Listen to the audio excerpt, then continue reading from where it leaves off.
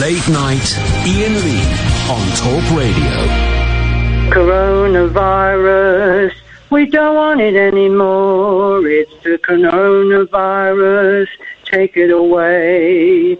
It's the coronavirus, go away. I can't stand it anymore. Please go away. I can't forget the time I heard you say, it's the coronavirus, take it away.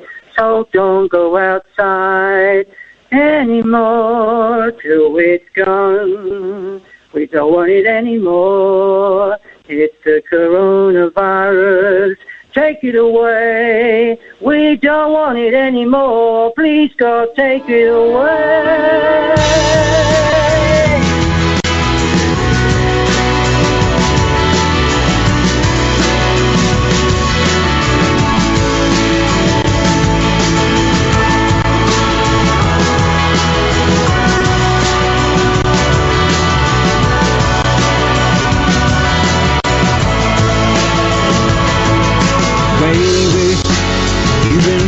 So crazy lately, nothing seems to be going right. So low, why do you have to get so low? You've been waiting in the sun too long. But if you sing,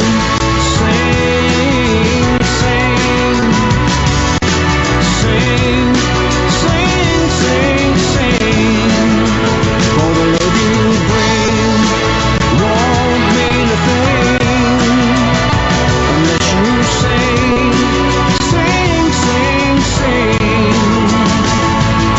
Colder, crying on your hold her and tell her everything's gonna be fine. Surely you've been going too early. Hurry, 'cause no one's gonna be stopped now.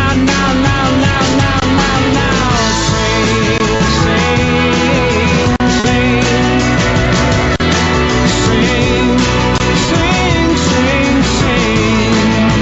For the love you bring won't mean a thing unless you sing.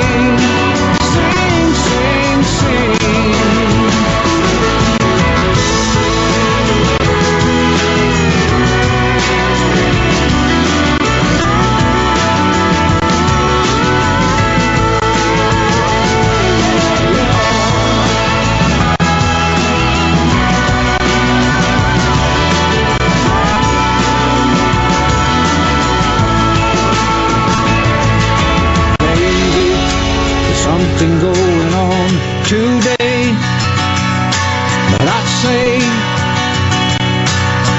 nothing.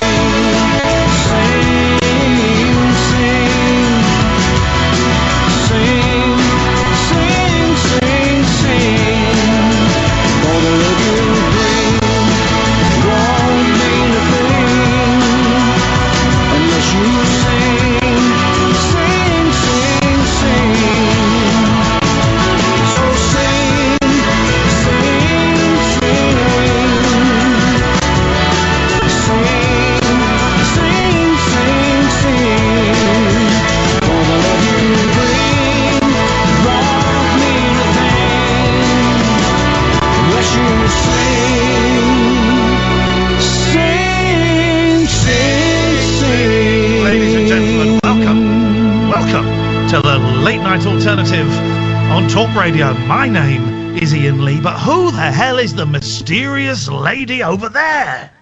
Who, me? I'm Catherine Boyle. And we would like to apologise. Last night, Catherine and I, we didn't want to make a big thing about this, but we were kidnapped. And the whole time the show was on, we had been tied up in, and we were in a basement 2 meters apart. These kidnappers were social distance aware, but they got a couple of really miserable imposters to do the show last night. I heard a bit of it today, Catherine. It was awful. Those clones are never quite right, are they? No. So we apologise. We have killed the kidnappers. You know, I don't want to say this, but there's a lot of people dying. It's a great time to commit a murder. Let's just say they ain't doing too many autopsies, okay? So it's a great time. We killed them. Tonight's show, The Giggle Factory, is open. It's our last show this week. We're having a couple of days off to spend time with our children. Although, what the hell do you think I've been doing for the past week? Love them. I don't know. Hang on 1 second. One of my children has come out of bed. What do you want? Phone charger. I will bring it up in 15 minutes. I'm entertaining the nation, boy. Go to bed and lick that bit of coal I gave you for your supper.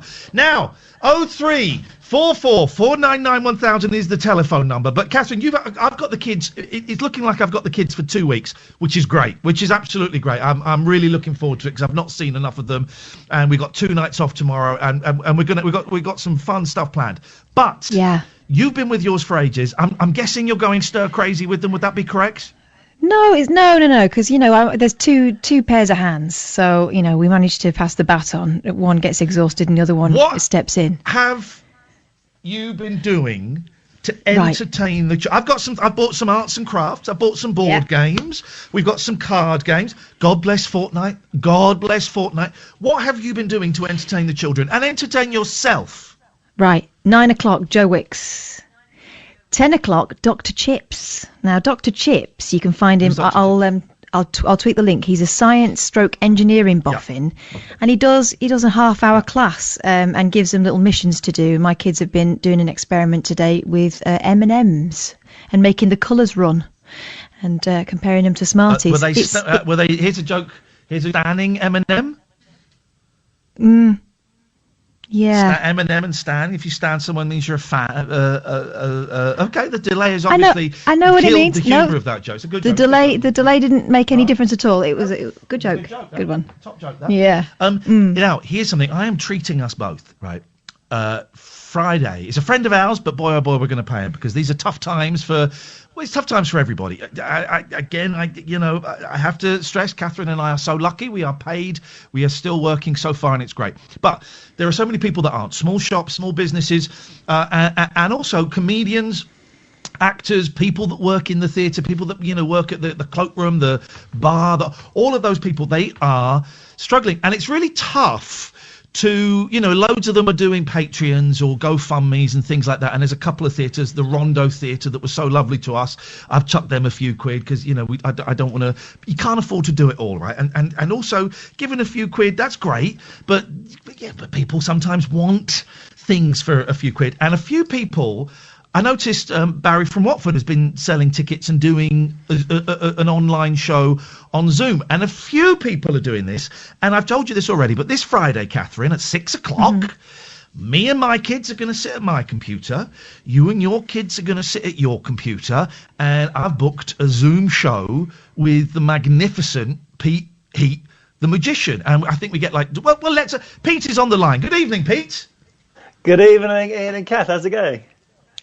It's weird, right? Because I'm in Aylesbury, Catherine's in wherever she is. I'm guessing you're in that fancy London there, Pete? I'm actually in Brighton. That's where I live now. I've moved out. Shut up. Yeah. I will not shut up. Oh. Pete, if anyone's listened to the show before, you know that we have Pete on. He is the house, studio magician of choice for this show. There are other magicians out there, but to be honest, they're all crap. Pete is out, and I follow Pete on Facebook, and your industry is dead, potentially. Well, I don't want to scare you, mate, but potentially for the next 6 months to a year. I know, it's insane. Yeah. So every single event in my diary has been wiped out, and that's my sole income. That's how I pay my rent. So it's not. It didn't make me happy exactly when that happened. But I've started doing these Zoom shows, which is what you're talking about. And you know what? They're actually pretty good.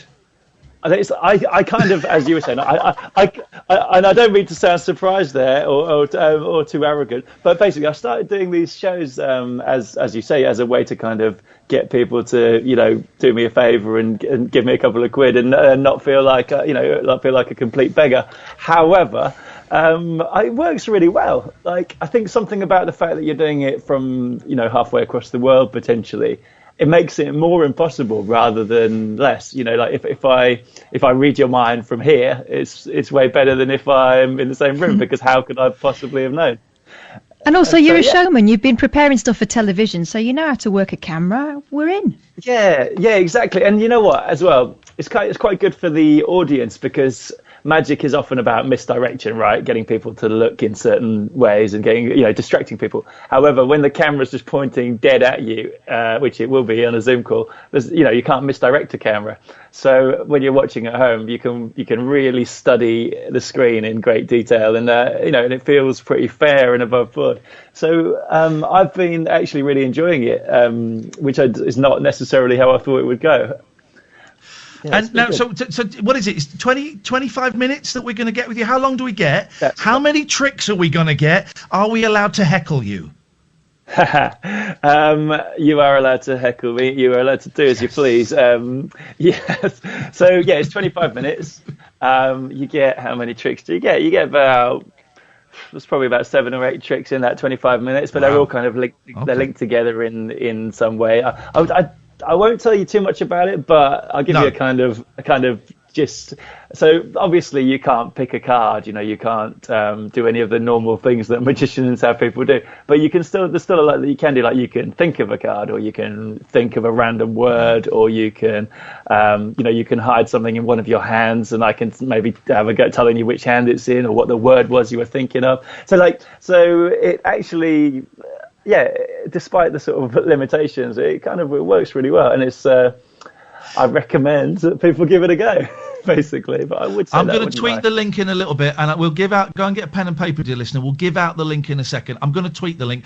I have to say, I have booked you. You offered to do a freebie for us. That ain't happening. I'm in a very privileged position of still earning money at the moment, and I'm a big fan of magic. So this is not. It wasn't. Hey, I'll give you a free show if you let me come on the radio. We are paying you. It is pay what you think is appropriate. That's a gamble, isn't it, Pete? It is a gamble, yeah. But so far it's been okay. So I've done pay what you want, pay what what you can afford or what you think it's worth or whatever. Obviously, a lot of people are in kind of the same boat as me. Like, they don't know where the next bit of income's coming from, but they want to give it a go. So, and also, to be honest, I've got a lot of time on my hands, so even if I'm only getting a few quid, I've got literally nothing else to do. So, it's pay what you want. Kath, your girls are. I was going to say, Pete, because you're doing it on Zoom, you can have different house cousins on the other side of the world. They can join in at the same time. Kath, your girls are going to join us. Now, my boys have met Pete, and they're big magic fans. In fact, we had a Domino's tonight, and we discovered that Fool, Penn and Teller was on, and I said, "Oh, you're going to love these." So we watched a little bit of that. Are your girls fans of magic, or are they just going to sit there as Dirk Benedict, the face man from the A-Team, did, looking bored? I think that's just his face. He was offended, wasn't he? He was offended. Furious. Do the girls love it, Kath? My kids are into it. When we went to Greece on holiday last year, they would have like these special sort of cabaret nights, and one of them was this rather old-fashioned German couple who were we're talking the full blonde, basically Clinton Baptiste, the full blonde mullet, yes, and the gorgeous assistant. But my youngest in particular was absolutely mesmerised. So you're going to blow their minds. I can't wait. Oh, good. No, and this is it as well. So. Listen, we're going to do the full advert, because this is a tough time for all kinds of performers, and we had a caller the other day who said, well, maybe it's time for those guys to give up their dreams and get a real job. And I think that's a terrible attitude. This is Dad, your stop job. Calling me at work. You've got kids, you've got bills, this isn't your fault. But kids can watch this. I mean, my 8-year-old and my 10-year-old are going to watch it. But also, it's not like kids will enjoy it, but it's not just like a kids entertainer. Adults, not a groups of kids adults show. would dig this as well, wouldn't they? Yeah, exactly. In fact, it's probably more suitable for groups of adults, or at least for families that have maybe a couple of kids. It's not by any means a kids show. And in fact, if it was a young kid, like a toddler or a 3, 4, 5-year-old, they wouldn't get what was going on. I'm doing things where I'm getting people to Google random words on their phones, or add up some random numbers, or basically things that it's not just a colourful ball squeaking and then changing colour or whatever. It's not, which is my other show, which is it's not really for kids, but actually I've been doing a lot of, like you say, for families where you've got the grandparents phoning in from down the road, and there'll be maybe got an 8-year-old, a 10-year-old, thereabouts, and they love it. Like they get it, and it's fine in that instance. But no, what I don't want is. In fact, what happened earlier today, someone tried to book me for a 3-year-old's for a kid's 3rd birthday, and I just thought that kid's going to be chewing the screen. It's not going to happen. So I cancelled that one. But yeah, it's a good. Well, actually, what started to happen as well is I've started to get kind of corporate inquiries, like companies who are doing these kind of Zoom drinks or whatever. Like they still meet up, but then they're working from home. And it's like a little livener or whatever they call it. Like it basically wakes them up a bit, and they have a little magical giggle. And then I don't know if I've ever used that phrase before, but I will certainly be using it again. And basically, so I come on, I join the Zoom call, I do like a 25-minute thing, and then go away again, and it's just so that's actually started happening. In fact, on Friday I've got one in Sydney, so I've got to get up at 6 a.m. to do it. Yeah,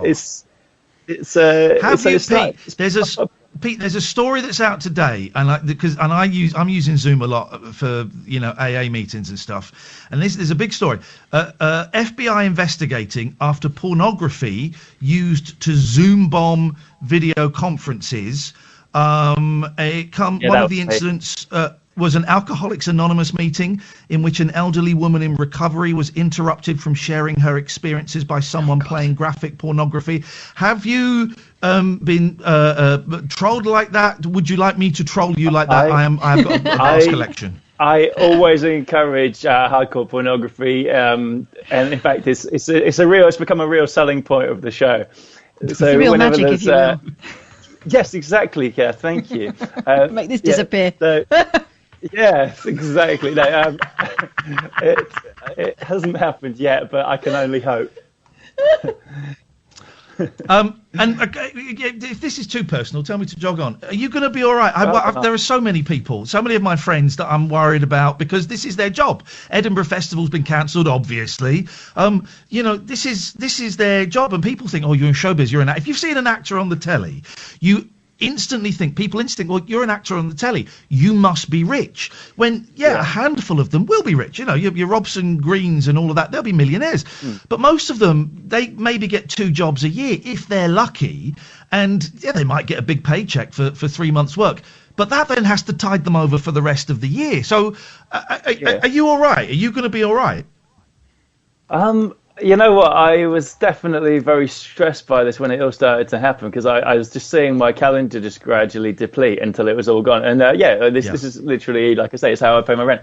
However, I mean, I don't want to bite the goose that feeds me, but I think that's the phrase I was looking for. But it's kind of. No, that's the phrase. But basically, these things have actually been going like really well. So at the moment, I can still pay my rent, and I just hope that carries on.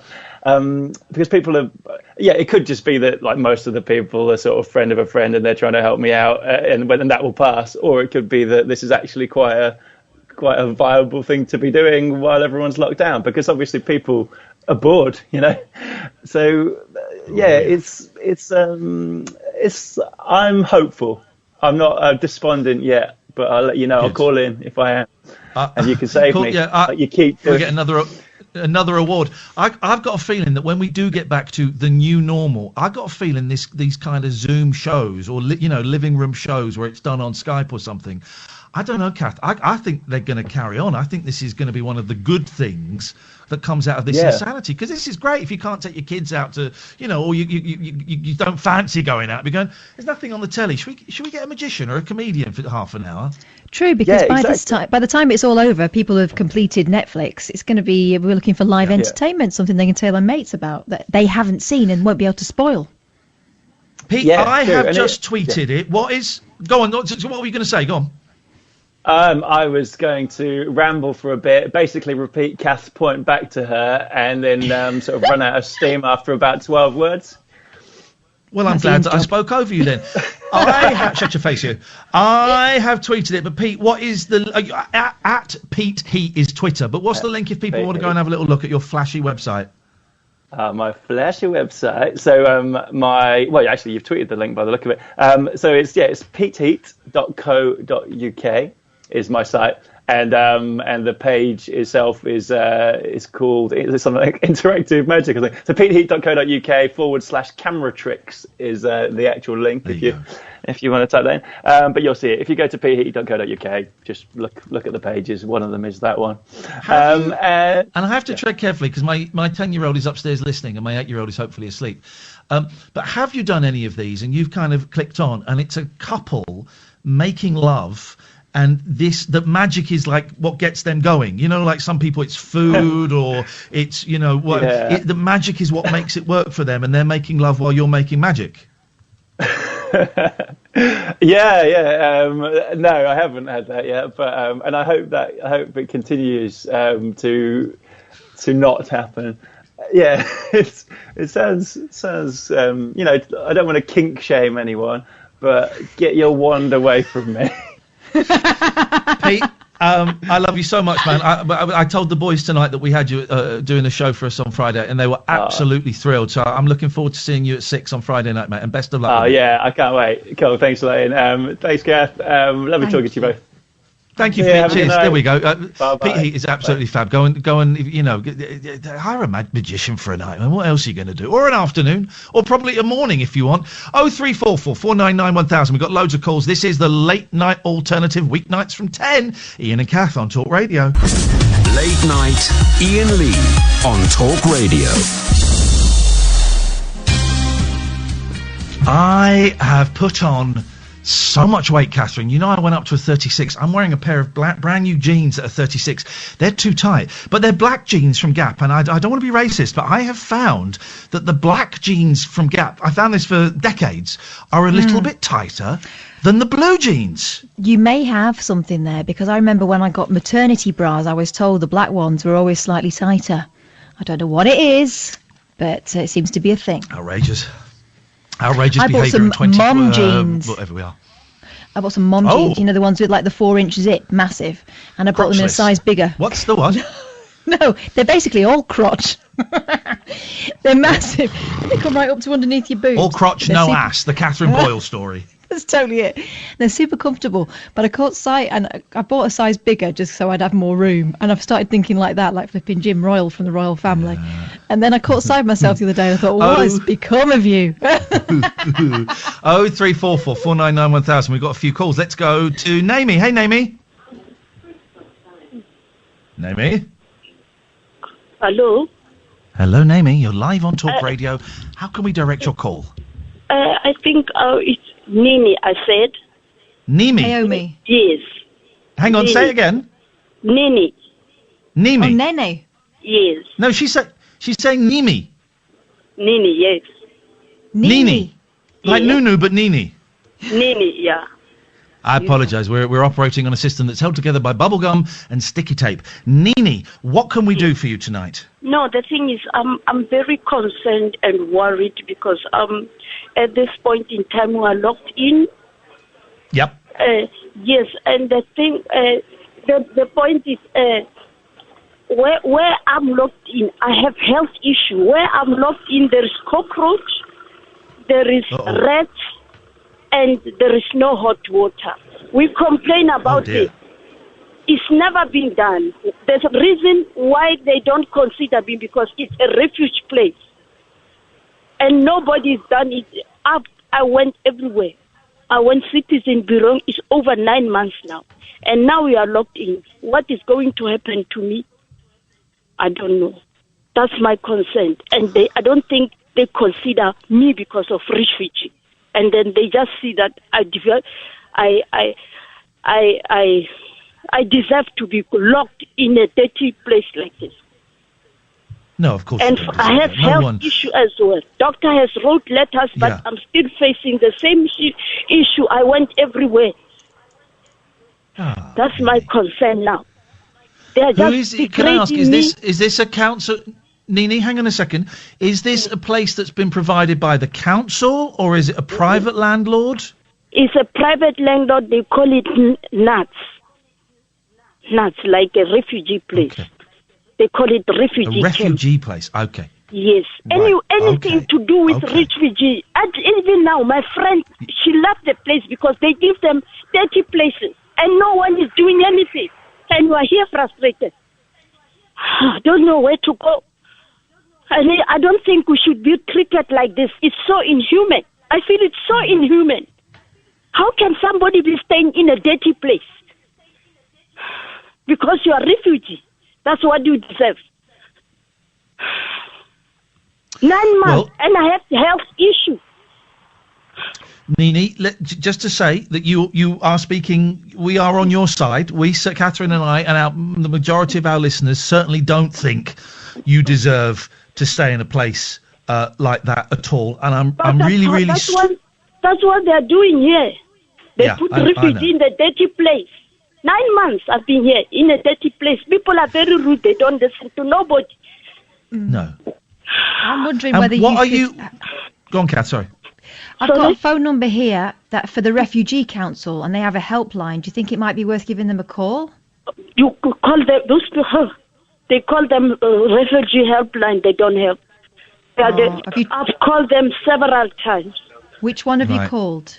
I called the one, I think it's 300 something. I called them several times.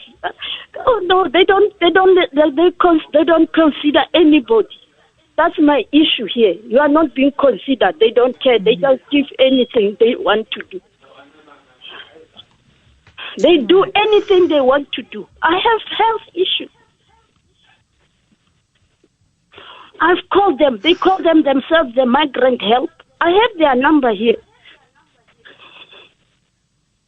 You're just going round in circles. Nini, are you on your own, or do you have family with you, or friends with you? I'm alone. I'm alone. The thing is, I have health issues. Yeah. What is it that you are waiting for? I'm not quite sure how this works. I have a vague understanding. Have you been assessed as being a legitimate refugee so that you can stay here? Are you still being assessed? What's your situation? My situation is pending. Pending? Yeah. Gosh. That's what and 9 months it's been pending? Yeah. No more than 9 months. Wow. And have they given you any indication of when they might reach a conclusion? No, they don't. No communication up to so far. And I suppose with everything that's going on with the coronavirus, that slows everything down, doesn't it? Yeah. What can I do to help? I need this thing to be published and action to be taken, because I don't think we deserve to be treated like this. Of course you don't. I need it to be taken into consideration and then to be done. Make sure that they take it into consideration and they act. I need an action, and then to be published and be taken into, because I find out that they don't care, and because of refugee, they don't care. They just give it at this point in time. That's the other thing is what frustrates me is like my friend now. She just ran away because of the same situation. Wow. Now she's homeless because they give people dirty things. Well, that must put her in a very dangerous position to have run away. Yes, she ran away. What can she do? That's how desperate she was. Yeah, even me, if I was not sick, I won't stay in this place. I'm staying here because I'm sick. I have liver problem. I have HIV. I have mental health. I've been talking with my doctors are trying, but they don't listen to no one. I went to Citizen Bureau, and when you go there, you don't have money. How do you call? You are frustrated, up and down. Up and down. You pay your own bus pass. You do everything. You go there. You knock. If you make an appointment, you stay there for how many hours? 4 hours. This is so inhuman.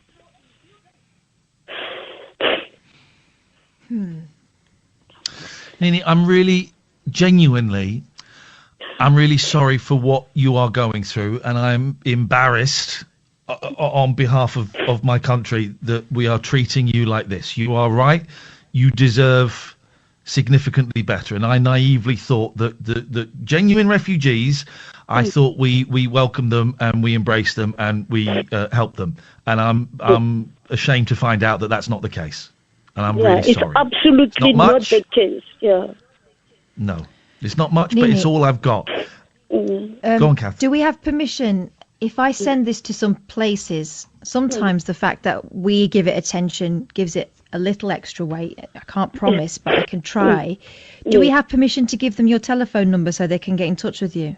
Yes, please. Now, I want to, let me mention something because I've been trafficked. I had a very good key worker under Salvation Army, Nini, and my doctors. My doctors are trying. They're trying very well. But, my doctors and things, because I've been trafficked, Salvation Army has been helping me for 3 years. I never work. They've been helping me. I do, but it's only this refugee people. They put us into dirty places like this. And when you go there, they don't even, they're like just rubbish. What are you talking? You can stay there for 3 months, 3 hours. They won't even consider you. Nini, listen, Catherine will take your, we've got your phone number. Amy, if you could pass the phone number on to Catherine, and we will, Catherine is great at kicking people up the arse. I don't know if we can achieve anything, but you have certainly got your story out there. You've certainly highlighted your situation. I invite you to call us any night that we're on. You'd be very, very welcome. And I send you love, and I wish you lots of luck. Yeah. I wish you the best of luck, Nini, and thank you. Thank you for sharing that with us. Yes. So I just want to know, in case maybe I also want to, can I publish, how will I publish it in newspaper? Like, because I tried, I'm not very good in internet. Well, what I've done is I've let our social media team know that you've called us and that it's a phone call worth putting a clip on the internet. Now, if that happens, and again, I can't guarantee it, but if that happens, it will get some more attention, and we'll do our very best to make sure that the right eyes see it. So if I could have your phone number, and when you get passed back to Amy, let her know where you are in the country so we can work out which authority should be helping you more. Yes. Nini, we're going to let you... Nini, you stay there. Amy is going to put the fader down and she's going to talk to you. Amy, if you could get her phone number, if you could get her address and her area, and we can maybe find out who her MP is as well, but we can do that bit. It doesn't matter if she doesn't know that. And Nini, I really appreciate you sharing that with us. While she's doing that, let's take a break and then we'll come back to Nigel. 0344 499 1000. This is Talk Radio. Late night, Iain Lee on Talk Radio. Here's the thing, Boyley.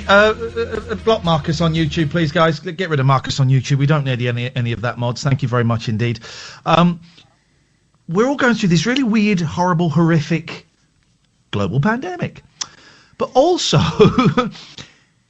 everyday life is going on. You know, every other traumas. I heard a thing yesterday that people still haven't had their homes sorted out because of the flood. So there's loads of people, hundreds of people, maybe more, that are going through this pandemic in hotels because their houses are ruined and they've not had a chance to go and sort them out. So and you hear a call like Nini, and stuff is going on, as well as people being afraid of going out because they don't want to get the dreaded lurgy. Well, exactly, and people feel very alone, and I imagine in Nini's situation you'd feel even more so, just completely forgotten about. So I will try a few doors and see what we can do for Nini. Well, what we need, Catherine, is what everybody needs. This is fun, entertainment, laughter, but the biggest gift of all from Jesus, baby Jesus, is song. Welcome, Nigel from Maidstone. Good evening, Nigel. Oh, good evening, Ian. Hello, Catherine. You are a YouTube sensation, Nigel. How's that then? What? I put your coronavirus song on YouTube. I'm going to go and check the stats. I can't find it. Right now. Well, that's because you're not looking properly. You've had 990 views. Really? Yes, mate. Are you talking? Can they see you talking to me on the phone then, like the other one? Nope. It's just the audio. Just the recording. It's just the audio. I put in on YouTube. Do I put in Nigel from Maidstone, the virus? Put in the coronavirus song by Nigel from Maidstone. It's had 60 thumbs up and only 4 thumbs down. Oh, great. I didn't know you was going to put that on YouTube. That's quite surprising. Nor did I. I just did it. A lot of people concerned, Nigel, that you missed. You didn't go for the coronavirus Miley Cyrus rhyme. You missed a trick there. No. What? I miss you, that one. No, but you could have rhymed the coronavirus. Please don't affect Miley Cyrus. Oh, I see. No. I wouldn't have put her name. I don't think she's in the at-risk category. Well, she's at risk of catching the cold on her foof. I feel quite good. I feel quite good actually about myself. I feel quite fit and well. So I'm just carrying on. I had to go to the post office to pay my bills today, so I had to go out and get some shopping for food and that. Beautiful. You're healthy. You're fine. How's the old vocal cords, Nige? Right, I picked a song. This is going to be I would like you to record this one if you could. It's a song. It's a coronavirus song. This is like the Vera Lynn one. This is going to be instead of the Vera Lynn doing "We're Meet Again," this will be the song called "I Smile." The song called "Smile." Okay. And well, no, hang on. Have you changed the lyrics to make it about coronavirus? No, I just want to do the proper song "Smile" to make people smile. I did say here's the thing. Yes. I did say it's quite a slow song written by Charles Chaplin. It's a ballad, and I sing it quite well, I think. And I'll see what you think. You sing it beautifully, but it is a little bit sad, actually. Isn't it? It's the opposite of uplifting. It's downlifting. It's downlifting, not uplifting. No. Oh. And we want uplift. Tell me about it. But not the song. Not the song "I Miss You." That one by Miley Cyrus. That one doesn't really go, does it? That one's quite downbeat as well. Do you understand, like upbeat, right? Yeah. Well, I haven't. Sorry, I haven't got anything ready. But I would have liked to done you to make people smile instead of being miserable about the virus. I don't know if I don't think Smile does make people smile. Honestly, you want my honest critique? I think it's a miserable, lousy song written by a hack. I would think perhaps it may be a good song, might get good ratings in the charts on iTunes if it was put on there. Yeah, I'm not going to do that. Okay, well listen, if I let you sing it, will you go away? Of course, yeah. All right, away you go. I can find something upbeat for another night. Anyway, next one's upbeat. You sing this, Nigel. We're only having a bit of fun. Away you go. I'll do Smile now then, shall I? Do you want me to do quickly. Smile now? Do it. I want you to do it quickly. No, you won't talk while I go sing it. Well, you won't butt in. I'll do whatever I feel. Well, as long as I'm not being rude because I'm a bit nervous anyway. So I'm always nervous. Even you've been doing this for 25. You've been doing this for longer than I have. Yes, I used to do butlins, and they said I was good enough to be a redcoat at the time. This was 30 years ago, and they said do you want a job at Butlins? They said, because I used to win the talent shows as a ballad singer. Things like I write the songs. I hate ballads. I've said it. It's out there. I'm a ballad hater. I used to sing, I just called to say I love you. Sing that. Sing that. Say how much I care. I just called to say I love you. But I don't know the words at the moment. I'm sorry. No. I'll do Smile. All right, let's get Smile. Let's get Smile done, yeah, and then it's going to be done perfectly. Then perfectly. Gosh. Then I never want to hear Smile ever again in my life. Because I don't like it. I'm glad about the virus song. Anyway, I'd have to check it out later on. Can we do? Let's do Smile. Let's do Smile. Yeah. Smile, though your heart is aching. Smile, even though it's breaking. When there are clouds in the sky, you'll get by. If you smile through your tears and sorrow, smile, and maybe tomorrow you'll see the sun come shining through. For you just light up your face with gladness, hide any trace of sadness. Although a tear may be ever so near, that's the time you must keep on trying. Smile, what's the use of crying? You'll see the sun come shining through if you just smile.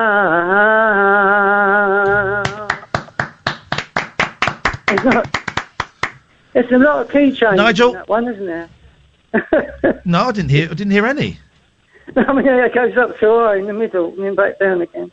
Well, but anyway, Nigel, thanks for that. I never want to hear that song ever again, but you did it beautifully. Thank you. 0344 499 1000. It's a stinky song, written by Charlie Chaplin, Catherine. It's a stinker. It's mawkish, let's put it that way. It's deliberately so. Why don't you say hello to... why don't you say hello to our next caller, Catherine, and see if you can work out who he or she is. Oh, Hello, next caller. Just say hello and I'll work out who he or she is. Oh, God. Alan Caddick.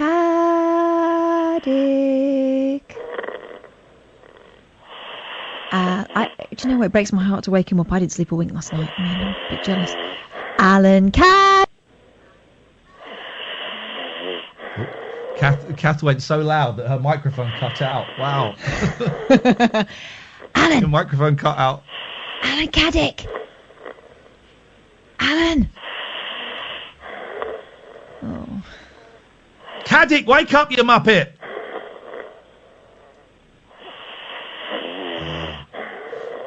Let's leave him in his peaceful, the innocent, corona-free world.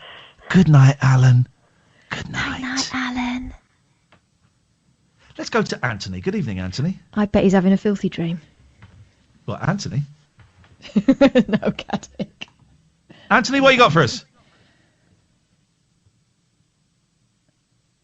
It would seem nothing. 0344. Well said, though. Totally well said. 344 499 1000 is the phone number. If you just tuned in and you're thinking, well, hang on, why aren't they telling us how many people under the age of 70 have died? Because that's not what we do.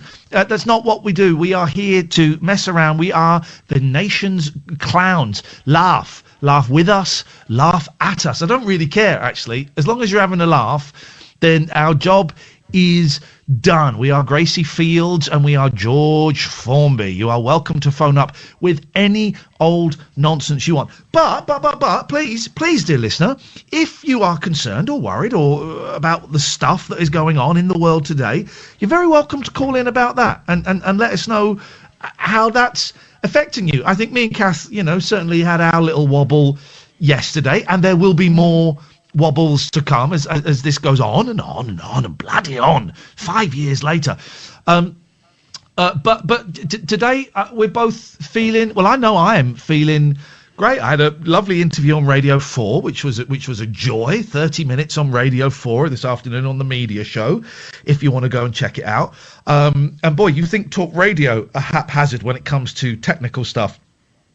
They didn't test the link up. I gave me the link I had to click on to connect to them, like in the morning, and I clicked on it, and they wouldn't test it until 10 minutes before the show. And guess what? It didn't work. It didn't work. So we ended up doing it on Skype, and I'm thinking, I don't know how to turn off the ring on Skype, so please, dear God, don't anyone see I'm online and then phone me up, because we are screwed. So I did that. Then I went and picked up the boys, and I got the boys staying with me for probably a couple of weeks now, which is great. I've not seen them for a week, and I was looking forward to the show tonight, the last one from us for a week. I'm in a great space, Catherine. I don't know about you. Oh, I did some Twitch sings as well. I did some singing online earlier on. I sung Backstreet Boys, Aquarius. I sung Billie Eilish. I was doing all the modern songs. Big fun. How's your day been, Boyley?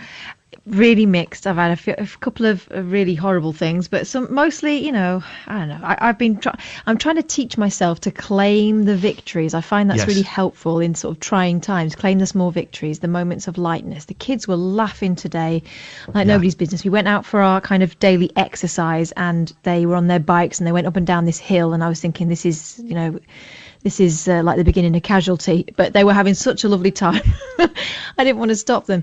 And then, of course, the cat's been ill last week. I was on diarrhea patrol last week, although I didn't have to patrol very far for some of it. It found me. But she went out for one of the first few times today, and she was just basking in the sunshine, and there was something very joyful about watching her run around. So, all in all, we're all well. We're all together. You've got to hold on to that, haven't you?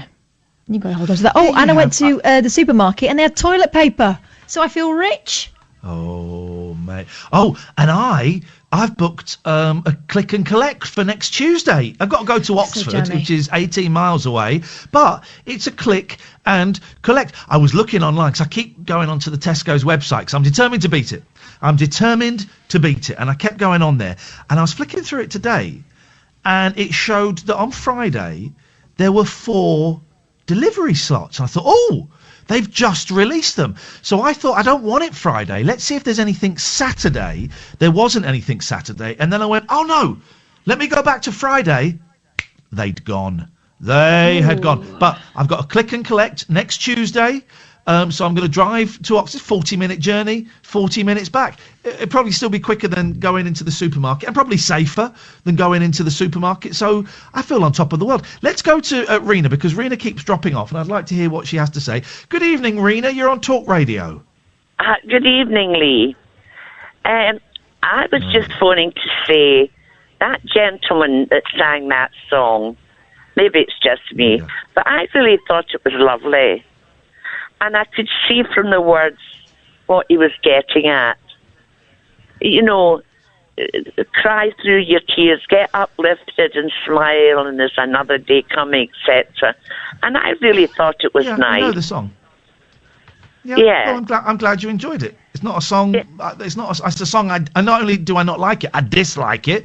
But if it brought you some joy, then then we're working. Then it's working, Rita. The magic is working. Good. And I thought the gentleman is doing extremely, extremely well.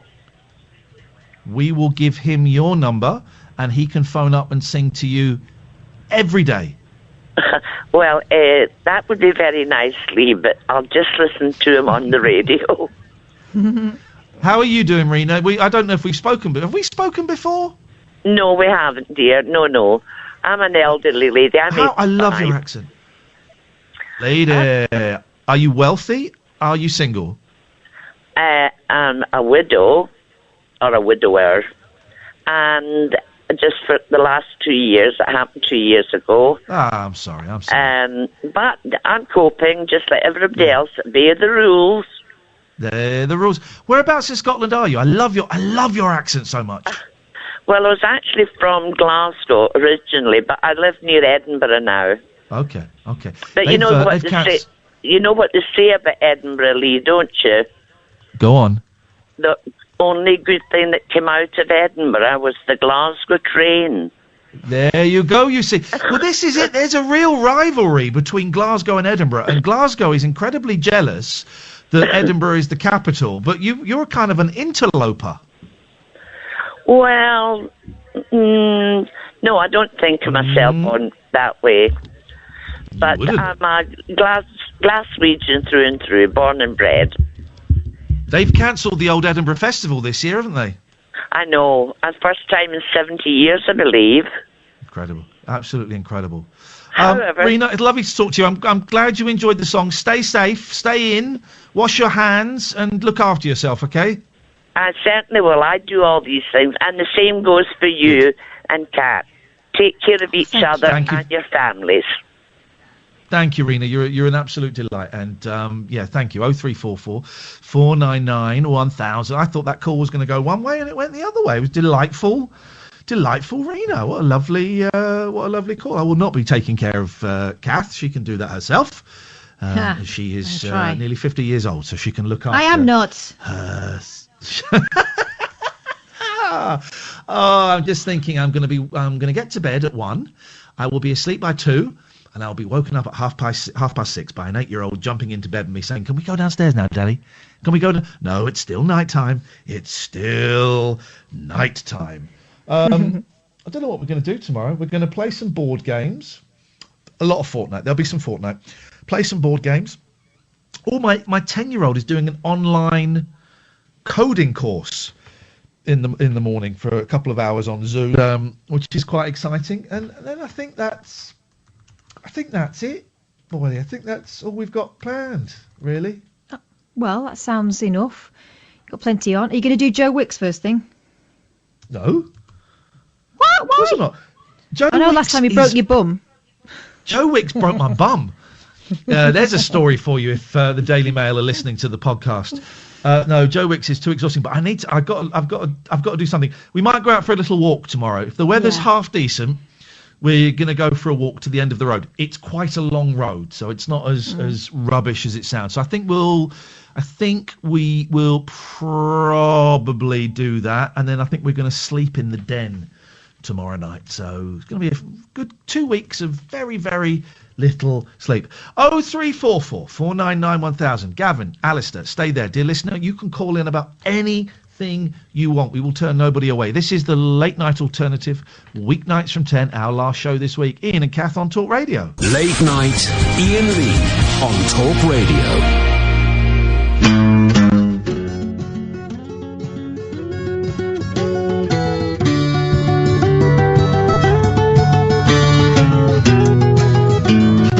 I've just seen her face, I can't forget the time or place where we just met. She's just a girl for me, and I want all the world to see we've met.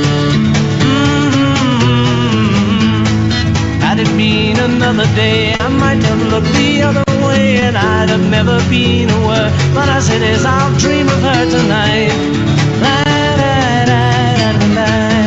Falling, yes I am falling, and she keeps calling back again. I have never known the like of this. I've been alone and I have missed things and kept out of sight. But other girls were never quite like this. Falling, yes I'm falling, and she keeps calling me back again.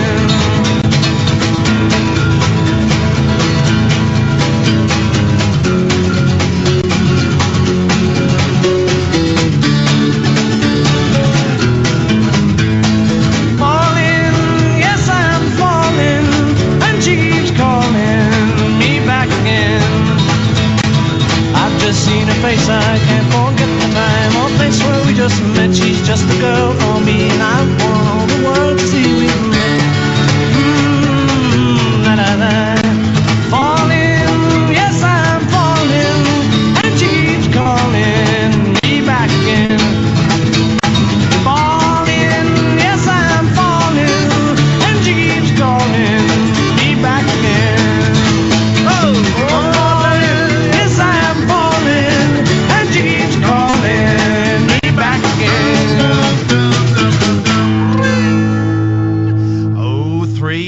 0344 499 1000 is the telephone number, the late night alternative, unlike any other radio show in the world. Let's go to Gavin. Good evening, Gavin.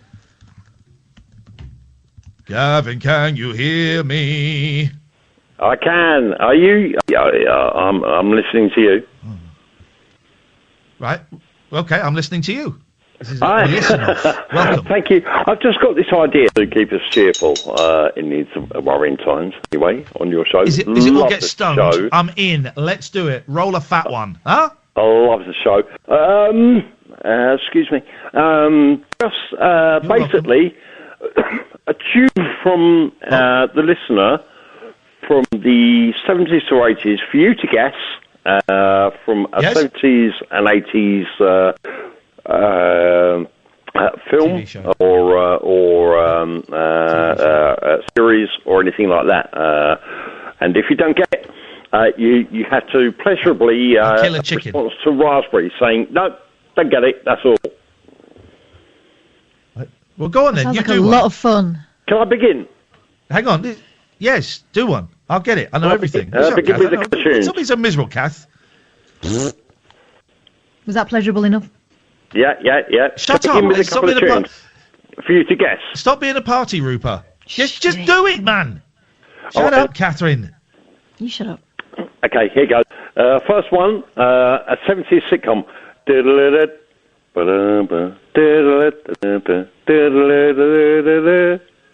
On the buses? Yep. Yeah, well, don't tell me it's a 70s sitcom, because then, as you know, I instantly think of On the Buses. And another one, an 80s series.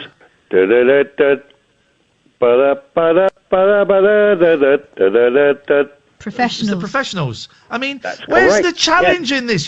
Where's the challenge in this? But somebody might ring you up, Ian, and we have to guess, and there might be a couple of challenges. They won't. I watched too much television in the 70s and the 80s and the 90s. Too much. It's all in here, and I'm pointing to my brain. It's all stored in here on microfiche. My brain has got more information in it than all of the libraries on this planet and all of the libraries. Oh, Catherine, guess what they found on Mars? Guess what they found on Mars? A toaster? A human skull. Shut up. No, you shut up. Did you hear that, Gavin? They found shut your face. Did you hear that story, Gavin? They found a human skull on Mars. Yes, I did. Yes. Where did you read that? Where did you read that? Bullshine Monthly. Catherine, if I've heard it and Gavin has heard it, that makes two people hear it. We need one more person to back us up, and it becomes a fact. A fact. They found. Sorry to let you down with my idea anyway, Ian. It's a good idea, Gavin, but no one will beat me. I am unbeatable. All right then. Okay. I've got one for you. All right. It's an 80s kids TV program. Okay. You can't help him, Catherine. Okay. No, I got one for you. No, I've got one.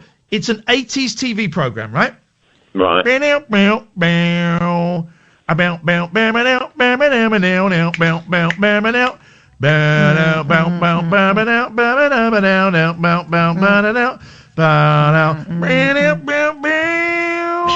That's the children's program, isn't it? It's on BBC. Yes. It's no. Carry on. I just want the name of the program, please. And you're wrong. So far, you're wrong. ITV. I'm not giving you clues. For God's sakes, man, just guess them. Guess. It's a famous.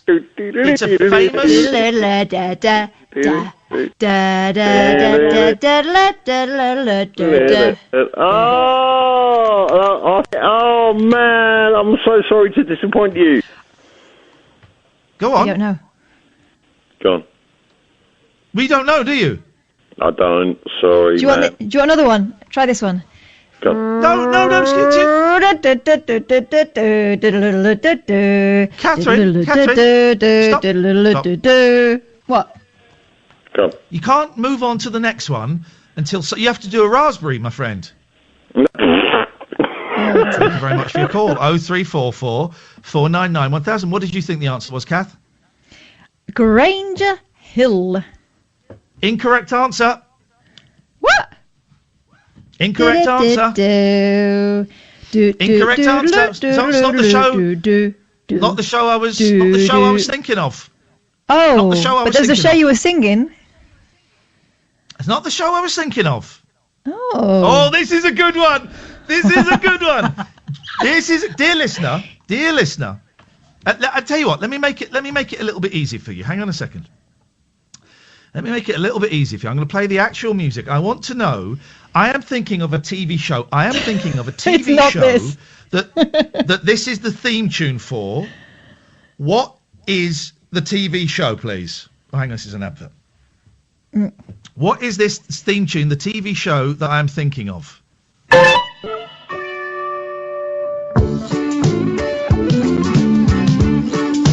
what do you think it is, Kath? Well, I know what this theme tune is for, but I don't know what theme tune you're thinking of. Are you thinking of Starsky and Hutch? I am thinking of this theme tune, and I'm thinking of a specific TV show it was the theme tune for. What was that, please? Grange Hill. Oh, I'm about to blow your mind, Chicken Little. I'm about to blow your mind. Is it Chicken Little or Chicken Licking? Chicken Licking, there we go. No looking on Twitter, because one of those scumbags will grass me up. This is a theme tune to a TV show that I am thinking of. I'm seeing a flying sausage. What? Let's see if Barry from Watford knows. Barry, do you know what this is? Yeah. Do you? I'm going to blow your tiny mind, my friend. Go. Give us a clue. No. He's right. Give us a clue had the same theme tune as Grange Hill. Listen, here we go. No.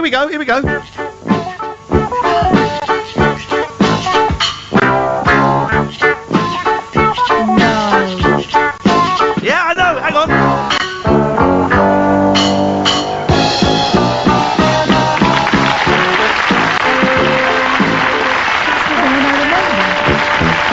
And here's your host, Michael Asford.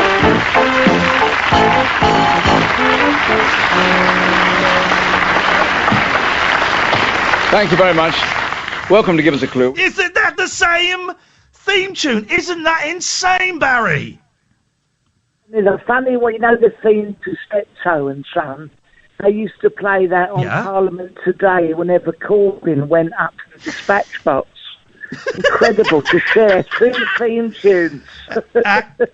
Actual scenes. Catherine, has your mind been blown by the knowledge that Barry and I have spaffed on you? Yeah, it has, because the one I remember, obviously being way younger than both of you, I mean, considerably so.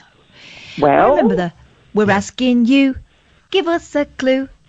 There you are. Catherine's going to blow you now, Ian. Go on. I am not. Oh, sorry, I mean blow your mind now. Yeah. Go on. Hang on a second. While we're in the mood for music, which is it going to be? Is it going to be A? Is it going to be B? Is it going to be B? Is it going to be A? Mine. It's not A. Mine. Keep your spirits up. Special.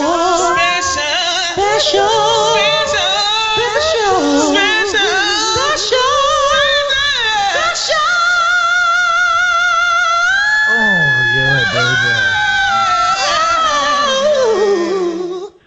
What have you got for us today, old man? Well, I'll be honest with you, it is a Keep Your Spirits Up special, but it's been blown out of the water by your news that a human skull was found on Mars. I know, I'm sorry, that should have been the show opener. A human skull has been discovered on the planet Mars. Is that true? Yes! No. Yes, it's true. No, it's not even a thing. It's true. Come on. How can you casually just toss that in? I can't believe it. It's amazing. I know. It's true. We need to get that. In fact, I'm putting this call out into the ether. Professor Joseph Laevens Oh, he's the man, yeah. He is the man. He's probably got a photograph of it. If you are listening, we are not on tomorrow or Friday, but we'd love to speak to you either tonight or next week. We would love to speak to you about the human skull discovered on Mars, which backs up my theory that we all come from Mars. He probably would have needed a bit more notice, really, knowing him. Probably would have done, yes. I know, but I mean, it would... Yep. We'll see, I suppose, if he we'll just keep our fingers crossed, won't we, Barry? Not off. Yeah, isn't it? Now we know that they found a human skull on Mars.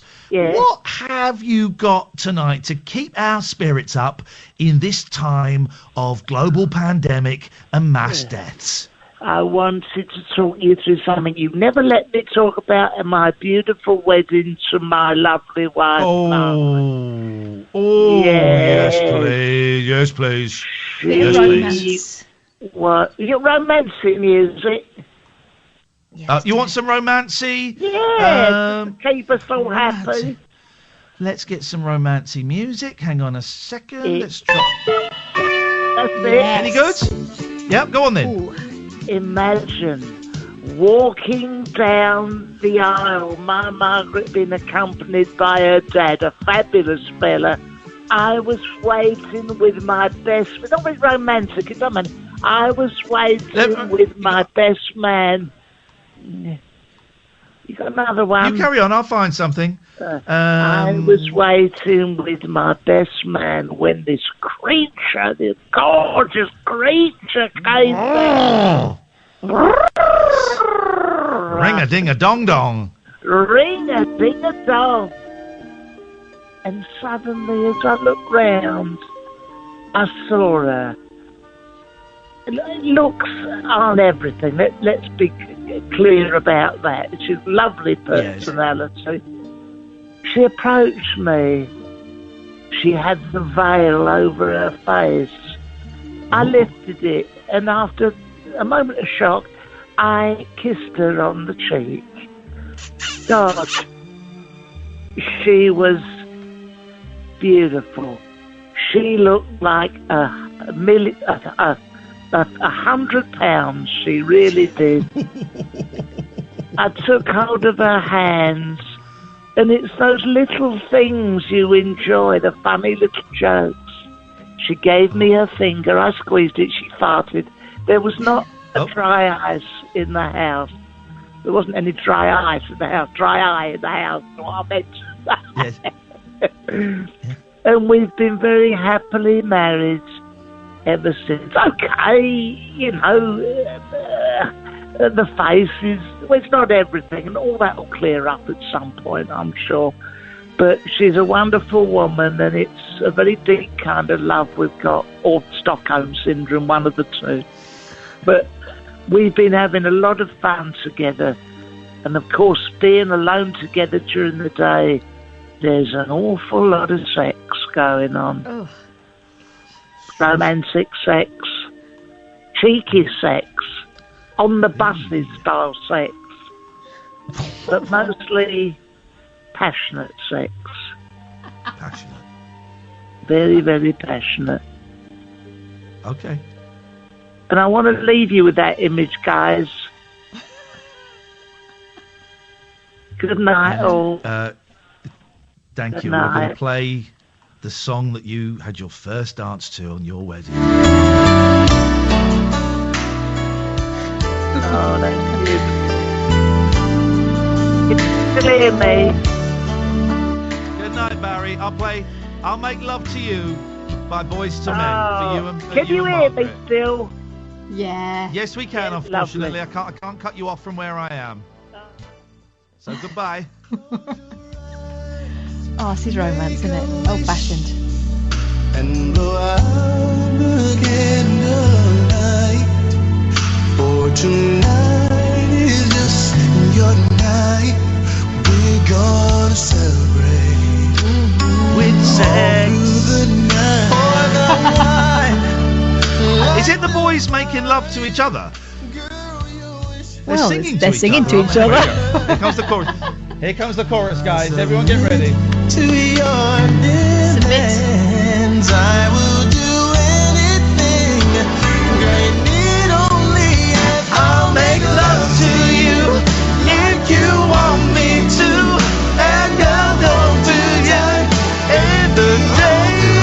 I don't know really the song.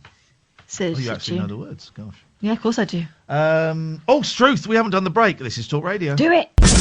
Late night, Iain Lee on Talk Radio.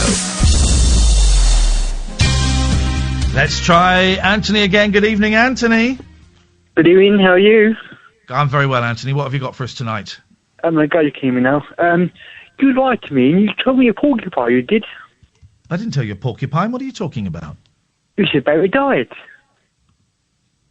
Oh, that was a recording of Barry we just played then. That was a classic. We're calling that feature Classic Barry. No. I thought he had died. I'm not convinced that's the real Barry, but if it is, he's speaking from beyond the grave. You shouldn't be angry with me. You should be pleased. You should be pleased that Barry has risen from the dead. Good old guy, Barry. There you go. What it is, obviously the climate party is not, all that good. People dying and that. It's not all that good at all, mate. It's pretty loud. What it is, I'm feeling a bit low and disappointed, because I'm still missing my partner who I've been for 5 years. I'm still struggling to get through this time, because I miss her during the day when she's here, and all the memories as well, and it's hard to take in. I don't know how to go with the flow kind of thing. How to you just got to keep putting one foot in front of the other, and you guys got to keep getting through day by day. It gets better. It will get better. Eventually, won't it? It will. It's a cliche. Time is a great healer. It actually is. You'll never forget her. She will always be a part of your life. Well, then that's great, and that's a real gift. But it will. It's like when someone dies, right? You think, oh my God, when someone close to you dies, my God, I'm never gonna forget them. I'm gonna live my life better. I'm gonna cherish every second. And you might do that for a few weeks. You might do it for a few months, but eventually that fades and the pain goes. You never forget them, but the pain goes, and then you'll go a whole day without thinking about them, and you'll go, oh, I didn't. And then it'll be a week, and then you might think about them a lot, and it gets easier. Is what I'm trying to say to you. Is what I would say if I were talking to my boys. It gets easier. I understand. I like your cats, bro. I've seen your cats on YouTube. How many cats have you got? 4 or 5? I got 4 cats, but it's not mine I'm worried about at the moment. It's Catherine's, because it looks like Willow's sticking her tongue out, you Kath, and having a hissy fit. She was not very happy. You just woke her up. Boys to Men woke her up, yeah, but I'm tickling her ears now. There is nothing cuter than a cat's tongue. A cat sticking its tongue out is just the best thing. And sometimes if a cat's had a good old lick, they'll forget to put the tongue away, and there'll just be a little bit of tongue sticking out.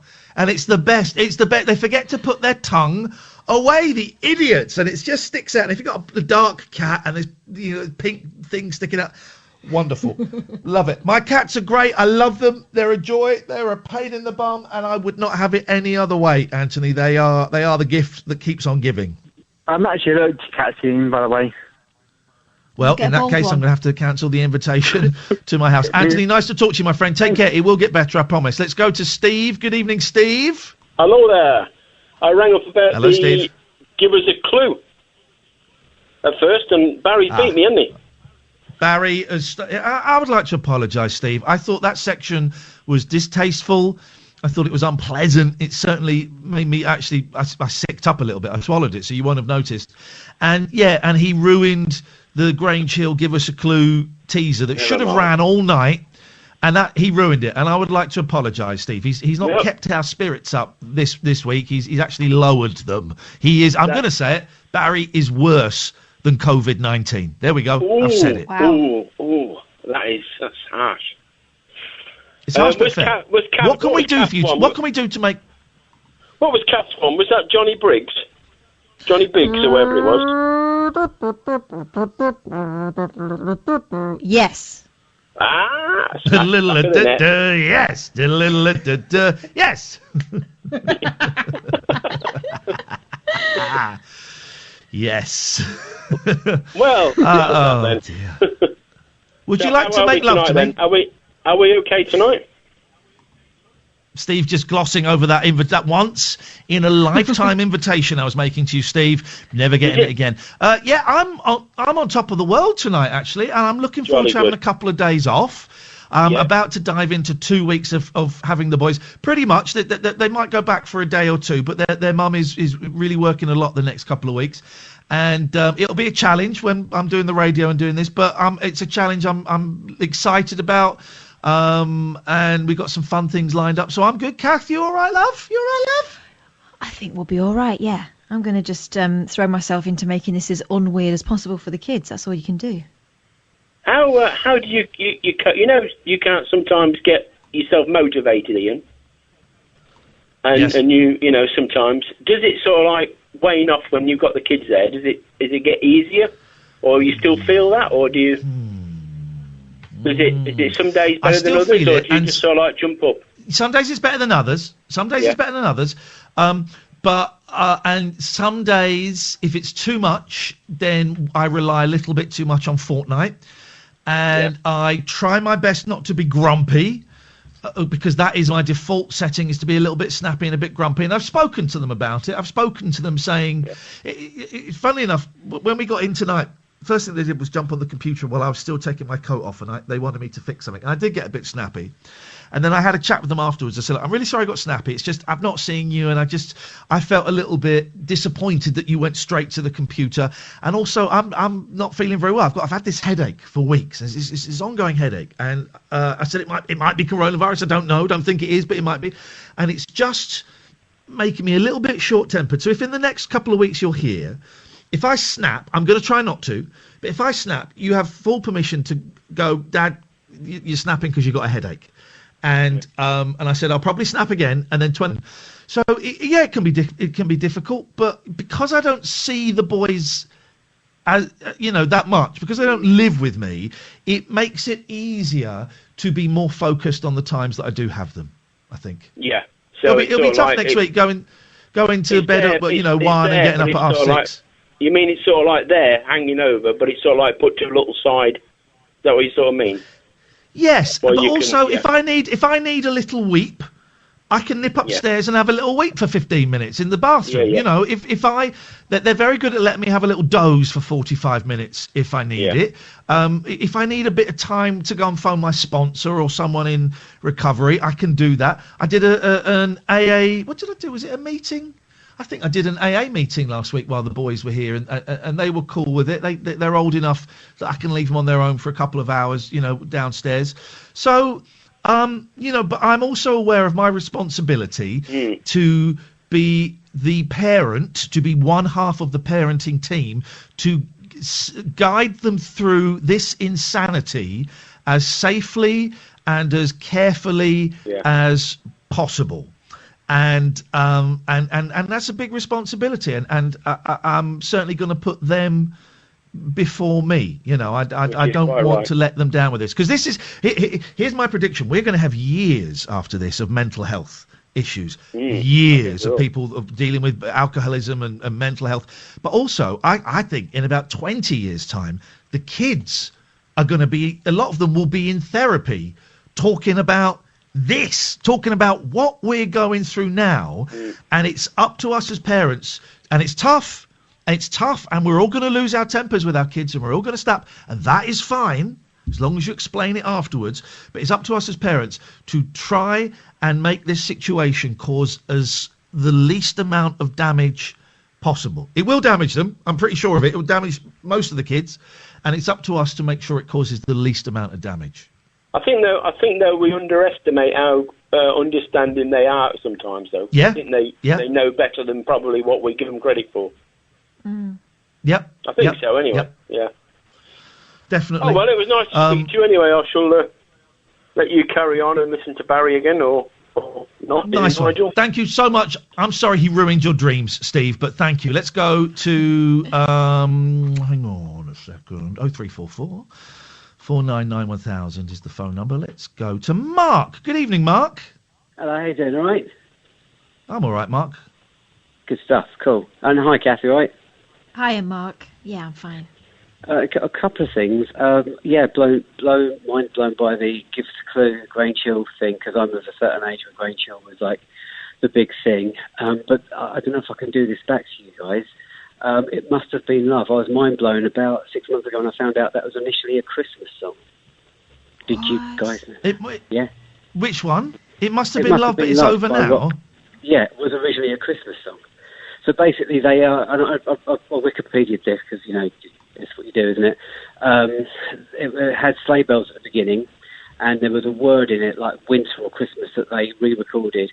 People from Pretty Woman wanted a song by Roxette, and they asked them for something. They didn't have time to do a new song, so they just used that one, which had been out about 2 or 3 years before that. Took off the sleigh bells at the beginning. Got I can't remember the name of the lady from Roxette now who died recently. What's her name? I can't remember whatever her name. Was it Anna Ewan there? Anna Ewan. Anna Maybe. Ewan. I don't know. It sounds quite Swedish. That'll do. Yeah. Her name was Marie. Kath, I've got it right. Marie. Anna Ewan. Marie. Marie Fredrickson. Yeah, they got to record the word that was winter, and bang, #1 single. Gosh. There you go. What do you mean? So what? It had like sleigh bells and stuff on? At the beginning, yeah. If you YouTube the original version of It Must Have Been Love, you'll hear a sleigh bell introduction. Okay, well, I'm going to take your word for it because I can't. I'm reading about how James O'Brien might have coronavirus. Okay, well. Okay, well, here's one for you. What's that song by Madness, Kath, that I'm thinking of? Which one? I don't remember. Last Train to Cairo, Must Be Love? Yes. Okay. We know that. No, it's not. Song, isn't it? That's an old... That's a Labby Sifri. No, that's Labby Sifri. That's Labby Sifri. Yeah. All right. Okay. Well, no one's impressed by that. Okay. Well, that should have been impressive. I think a lot of the early Madness records were all covers, weren't they? Because they were all into Prince Buster and Star Scene in Jamaica and that kind of stuff. I like the one. I like the song. I like one song Madness did, but I found them a bit annoying. Really. Bit frenetic. Mark, have you ever seen the? Sorry. Bit frenetic for you. I don't know that one. Mark, have you seen the film that Madness made? No, I'm not sure I'm aware of it either, actually. Madness made a film really early on in their career, made a movie, and it is about how Madness got together. And I watched it years ago, and it's brilliant. And so it's them telling the story of Madness, like acting it out, like in a movie. And it's called like... playing their own parts. Something like...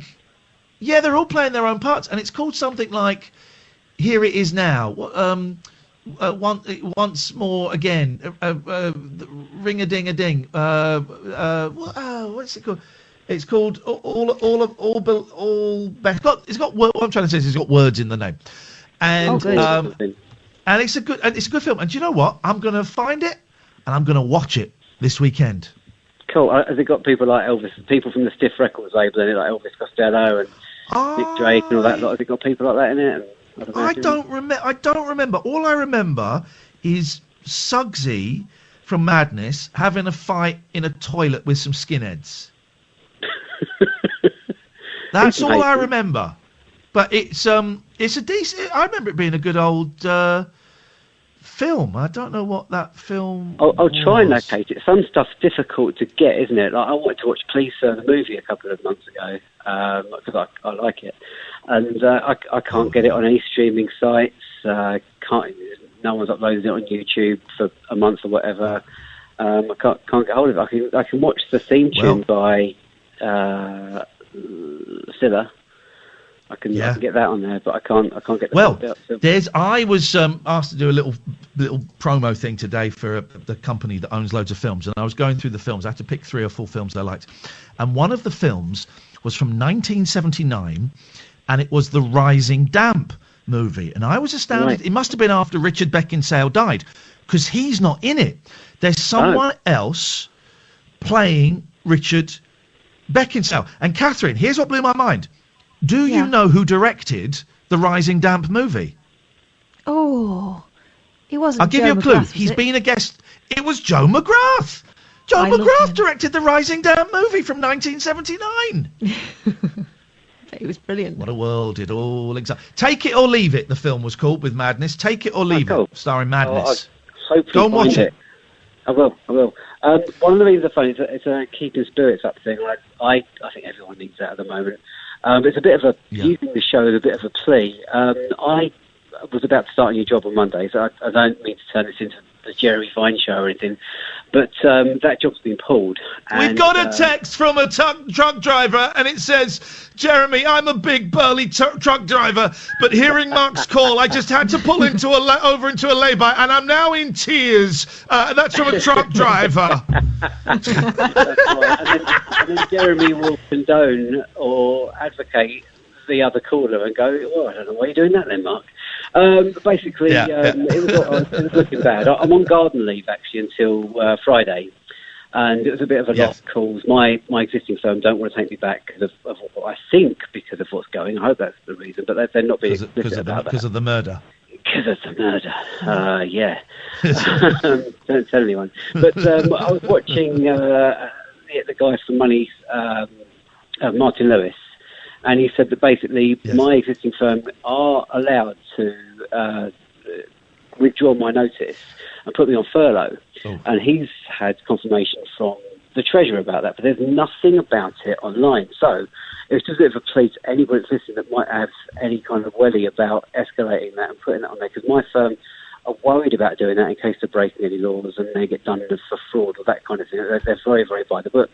So it was just a little bit of a plea, if anyone is out there, if anyone is able to escalate that or anything like that at all, or even sort of... Mark, can I ask you a question? Have you listened to this show before? Of course I have, yeah. Have you heard the quality of the callers that we get to? Let me rephrase that.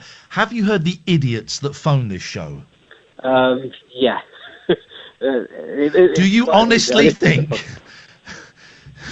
Do you honestly think any of our callers... Do you think Alan Caddick is going to be able to help you? You never know. You just never know. A lot of you never know. I'm teasing. Yeah. You're right. I'm teasing. Mark, are you on Twitter or anything? Facebook. Okay, I was going to say, if you're on Twitter, you could tweet me and I could retweet it. That would be a place. Listen, if anyone's listening... I've got a Twitter account. I'm not sure if it's alive, but yeah, I'll tweet you. If it is, really tweet me with the request, and I'll retweet it, and maybe someone who's following might be able to help, mate. I wish you the very best of luck, Mark. Really appreciate it. One more thing. Thank you for your call. One more thing. Have you checked out what Nathan's doing? Nathan Sad. He's doing something cool. It started today. You would like this? Yeah. It's the Beatles in isolation lockdown. Yeah. Every day he's going to be doing a Beatles-related song, starting with something from the day that Paul met John and finishing with Real Love, something every day. And today he did a Lonnie Donegan song, and I think it was put on the style, and he did Let's Play House by Elvis to replicate what was happening on that day. And every day he's going to do something different until, hopefully it won't get that far. But I think you'd enjoy it. Until John gets shot. Mark, I will check it out. Thank you. I love Nathan Passad. We're going to be late for the adverts, but I'm being typed on my screen that we have someone very important has just called in. Just see. Gosh, wow. Okay, we've got a very special guest. Catherine has just called in. So the exciting times can go and hold. I don't know what to say. I'll just say welcome, Professor Joe Laevens. Good evening, Professor. Wow. Good evening. Thank you for taking my call. That's Iain. Is that right? This is Iain. We've spoken before, and Catherine, who's my co-host. Professor Joe Laevens, for those who don't know, is probably the leading, certainly in the top 50 leading UFO experts in the world currently at the moment. Thank you so much for calling in. We were talking about, there was a big news story recently. They have found a human skull on Mars, Professor. And, of course, we know that you think humans came because aliens came to Earth, and I think done it with a monkey. That is correct. But you are... I just wondered... and I can just see you've sent me some... what are these, photographs you've sent me? Yes, indeed. There's some diagrams that I wrote, I drew myself.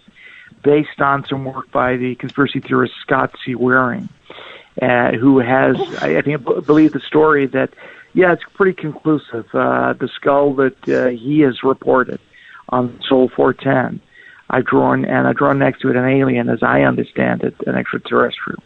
It's a comparison of size. Okay.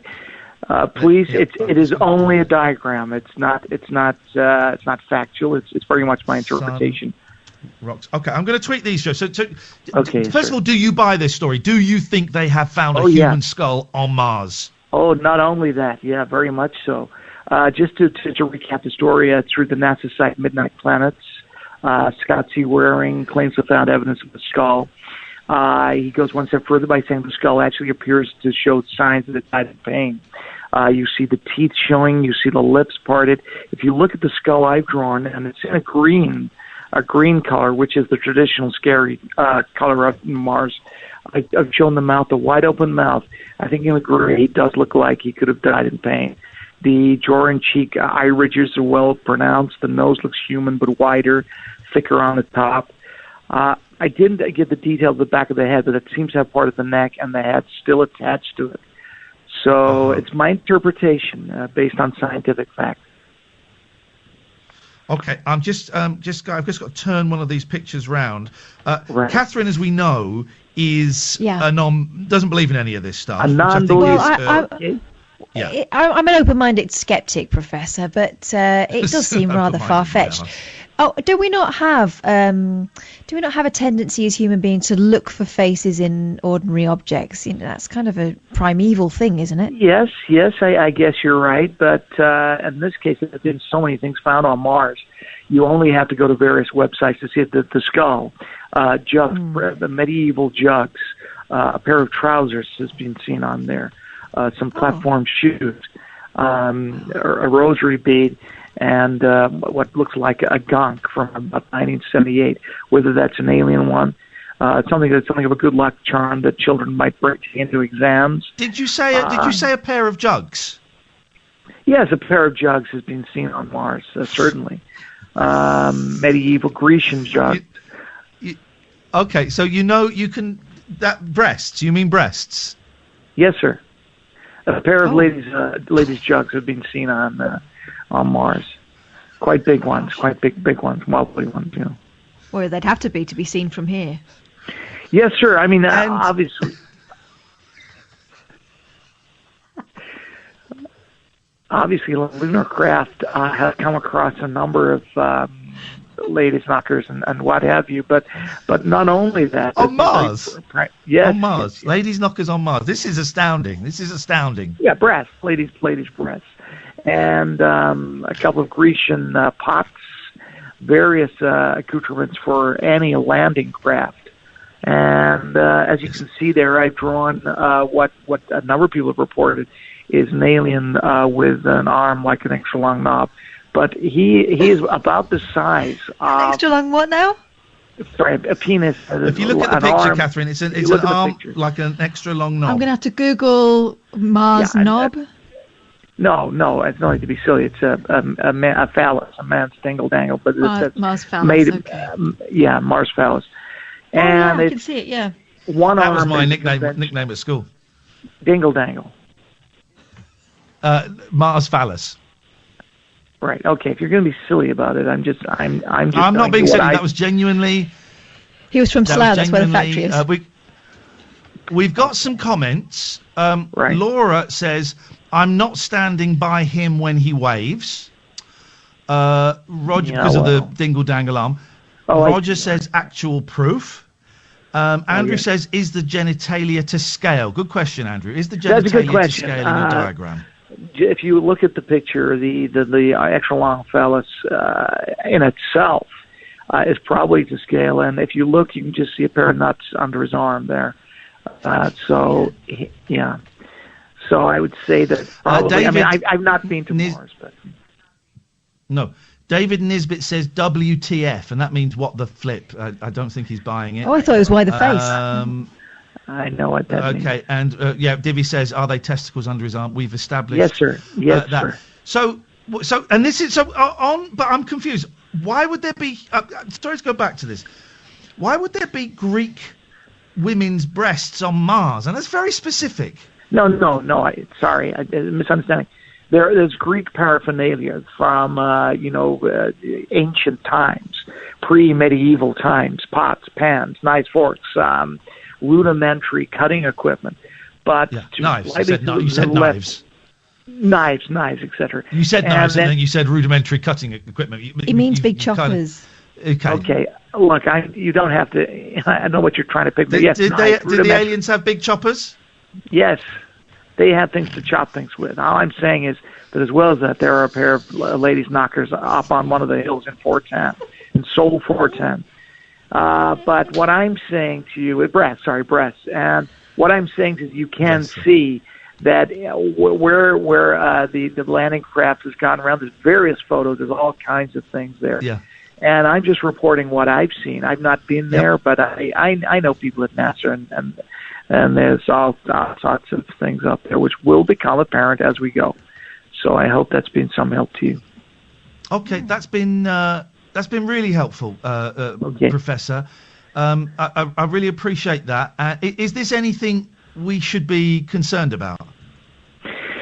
Well, you want to hope that when this whole thing is over, that there's a lot of talk about aliens coming down to save us, which is fine. But you just take a good look at what I've drawn there with that alien, and he's got a long arm like I'll be studying that after the show when I'm in bed. Yeah, a man's winkle, and you want to make sure that doesn't come down and do you any damage. Okay. Thank you. Thank you, Professor. Good night. And as the aliens say, Conkeely. What does Conkeely mean? It means good night, God bless. Hope the bugs don't bite. Do they have bugs and gods in... Do they have bugs and gods?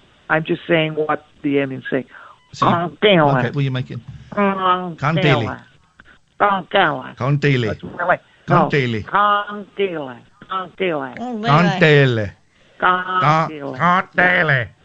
Pair of women's knockers. Big fat titties on Mars. They got big fat titties on Mars. Okay, you don't have to keep saying big fat knockers. It's not. Okay, good night. They got big fat boobies on Mars. Guys, come and look through my telescope. They got big fat boobies on Mars. What a time to turn around and see my 10-year-old standing at the top of the stairs. Big fat boobies on Mars. Joe, it's nice to talk to you. Thank you. We'll be back. This is Talk Radio. Late night, Iain Lee on Talk Radio. But I mean, yes, what a time to turn around and see my 10-year-old stood there. Adam Schlesinger from Fountains of Wayne has died. I just saw that. God. 52... Coronavirus. Oh man, that sucks. Man,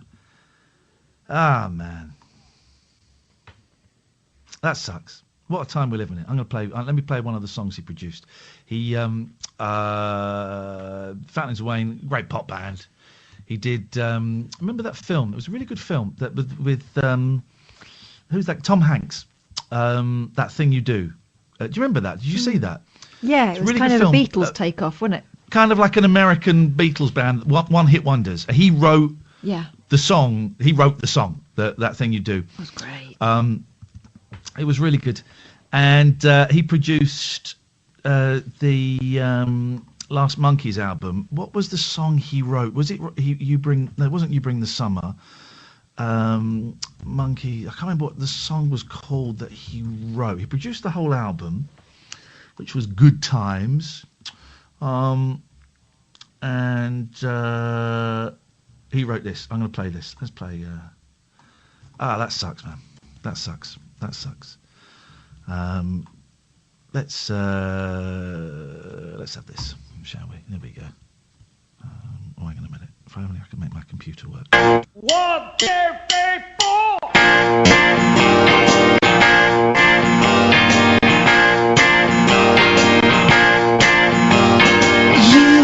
You blew my mind. You turned back time. You changed my tune. I looked in your eyes. saw starry skies, the sun and moon. And you're a dreamer just like me. We don't need reality. We're in our own world. We're in our own world. We're in our own world that nobody else can see.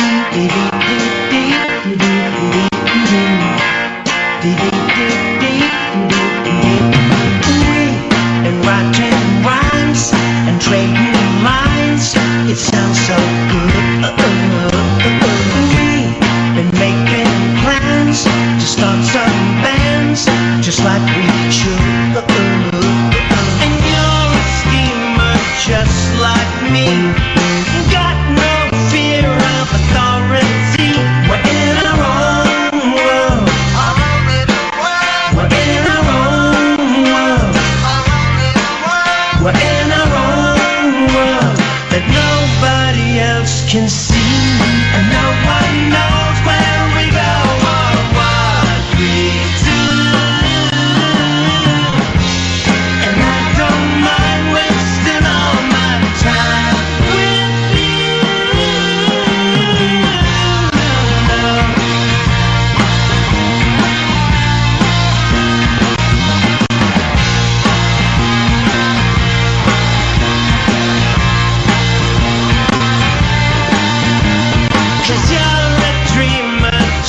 like me, we really don't need reality. We're in our own world. We're in our own world. We're in our own world that nobody else can see, except you and me. Except you and me.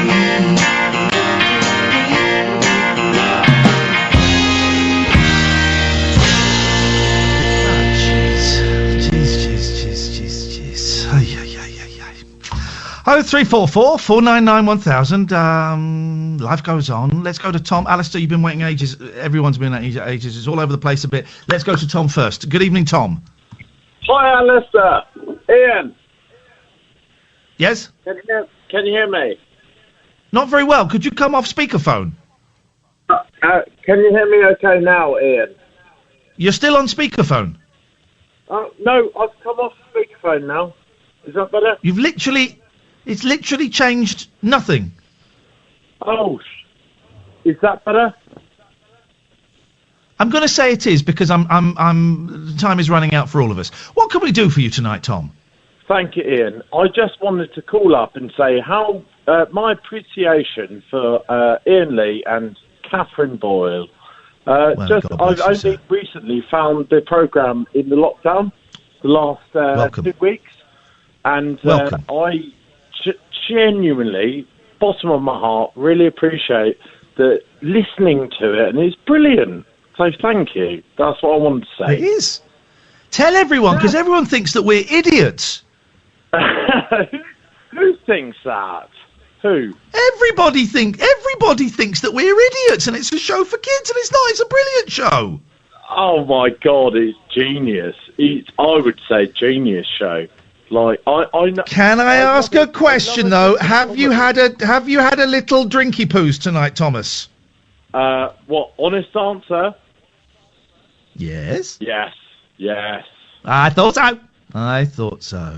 Did you detect a little bit of Stella in the accent? I can smell a little bit of the wine we call Stella coming out of your breath. Yes. Yes, quite right. No, it's a little. Might be why. I honestly, I must say, I really appreciate the show, and for someone like myself, a 33-year-old listening, what a great show. Yes. Thank you. Yes, it is. I can't argue with you. It's the best. That's brilliant. Give us a kiss. Give us a kiss. Come on. Mwah. Tom, thank you very much. Alistair, we're going to come to you after the news because you've been waiting for ages. I'm so sorry.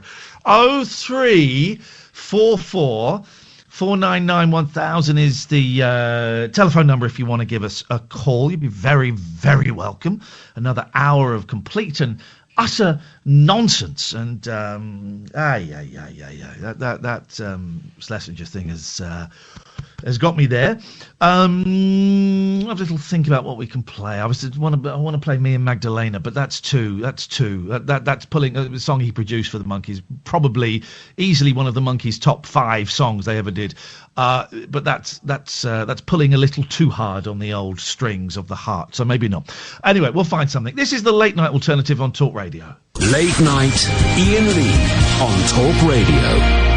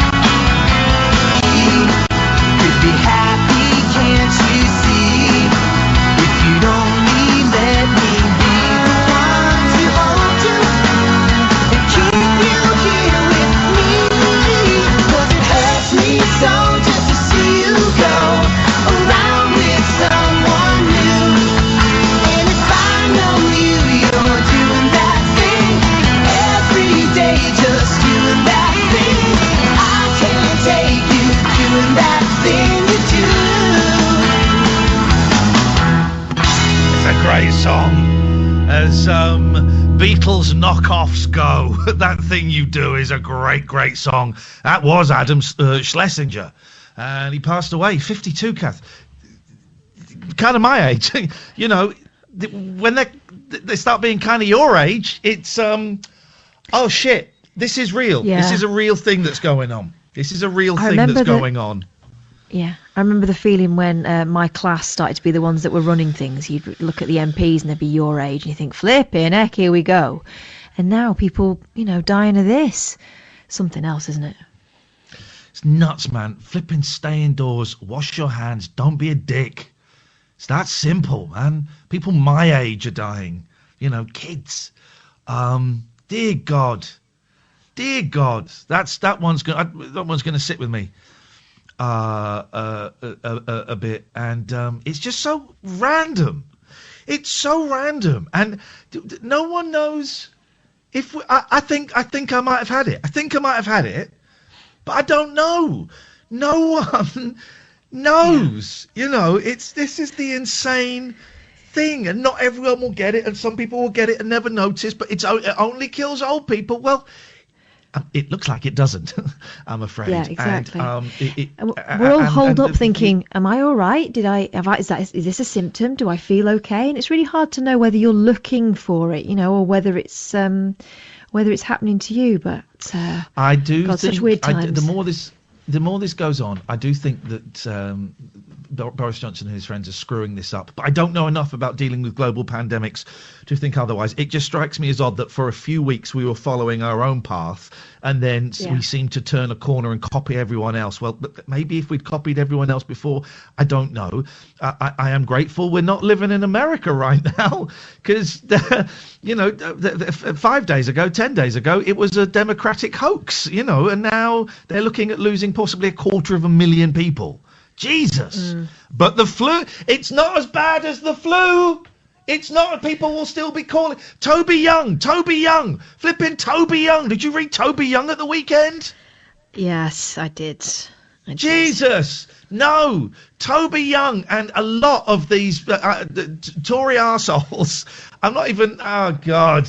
It doesn't matter if it's not worth spending the money to save old people that would only live for another 2 or 3 years anyway. No! Oh, God. It is worth spending every penny this country's got to save my mum, to save your mum, to save everybody. That's the job of the government. It's not necessarily true. This whole nature's pruning shears argument, dehumanises people. And that's the problem, isn't it? That we're othering each other.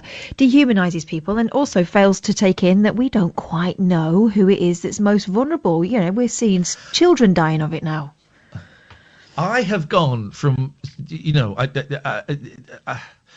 from wishing that nobody would die of this disease. I have to use this very carefully, because out of context this will sound vicious, but if Donald Trump got this and died of this, I'm not wishing it on him at all, but boy oh boy, that would send a real message to his followers who believe him that this is a hoax and this is nothing to worry about and is something to joke about. And he's changed tune slightly.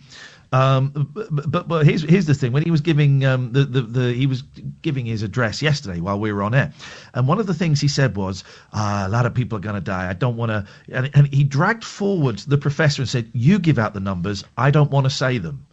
You coward. Wow. You coward. That's your job. It's your job is to say them. And it's your job or is to try and instill confidence. So listen, I don't wish death on anybody. But if Donald Trump got it and died of it, I think he's killing thousands of people. And also anybody that says, I'm not singling out Toby Young for 1 second, so please don't think I am. There have been lots of people. Anybody that says, well, if people die, it's not worth spending all the money we're spending on them. Well, I'm not wishing it on you, but it could be interpreted, if someone got it, that is some form of karmic justice. Well, we've got to do this. The government's job is to protect everybody in the country, whatever cost. Listen, if wishing it away or wishful thinking could be a vaccine, we'd all be doing it. But it's not wishing away is not going to do it. And we all wish that being positive and thoughts and prayers and all that could get rid of it. But it's not happening. So we need to take action. And I'm willing to be told what to do for a while. Me and Stephen Page are chatting about it on Twitter, and I just stay safe. Everybody stay safe. Everybody, please, I beg you, stay safe. Alistair's been waiting for flipping ages. Alistair, I'm on one knee, and I'm apologising to you, my friend. What have you got for us tonight? Well, you don't need to apologise to me, Ian. You know that. Anyway, hi, Ian. Hi, Catherine. I've just tweeted a picture to you. This is my latest creative. It's an art installation in the bathroom. Oh. I don't know if you can find it. I'm going to find it. It's not brown, is it? No. It's. Oh. Have you found it? Okay. Yeah. I forgot to name it. I was going to say first aid kit. Anusol.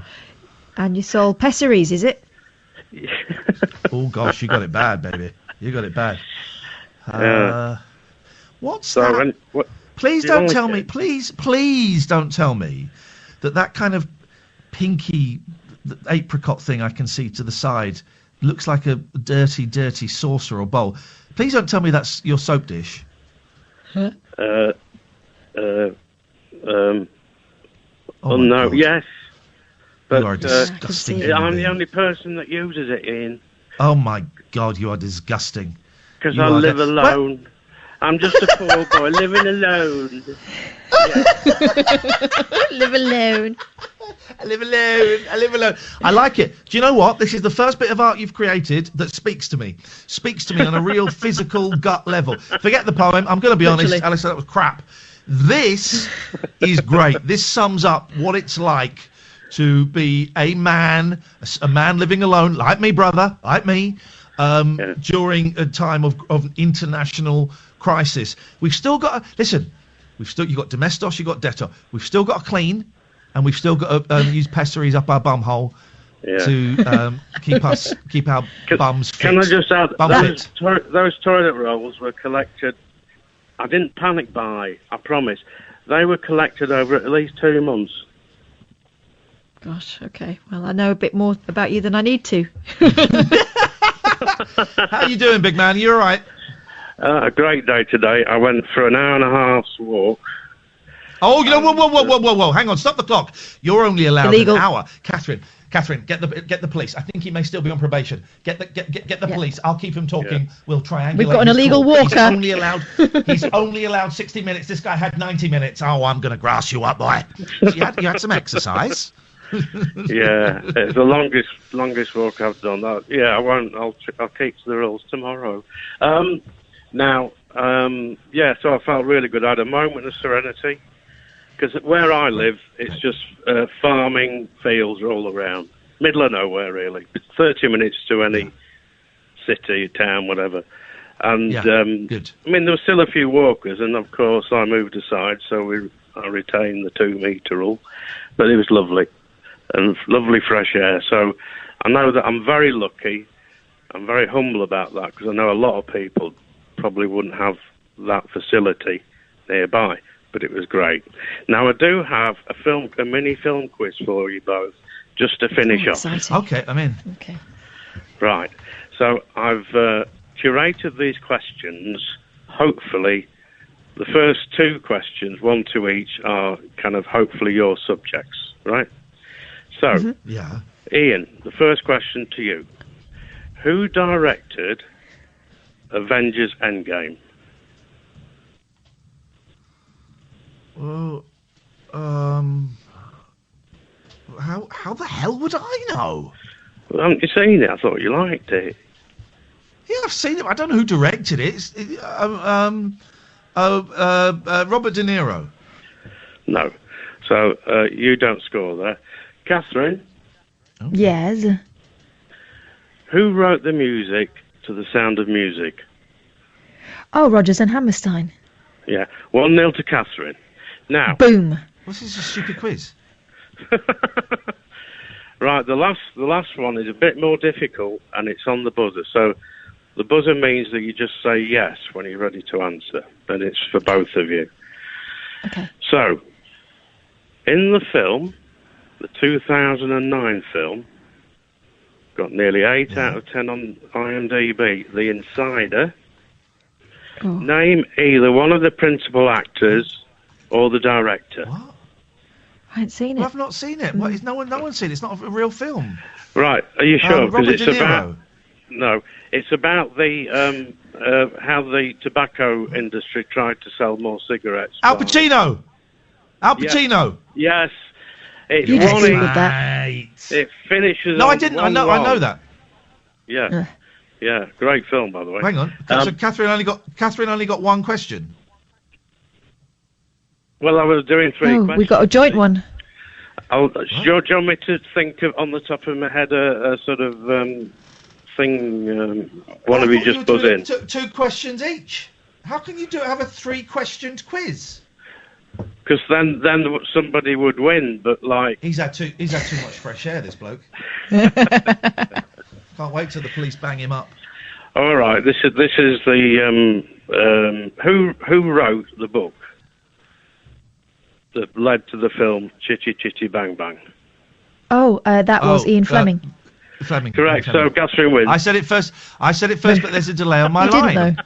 I did actually. Alistair, you cause nothing but division. Go away. 0344 499 1000. This is Talk Radio.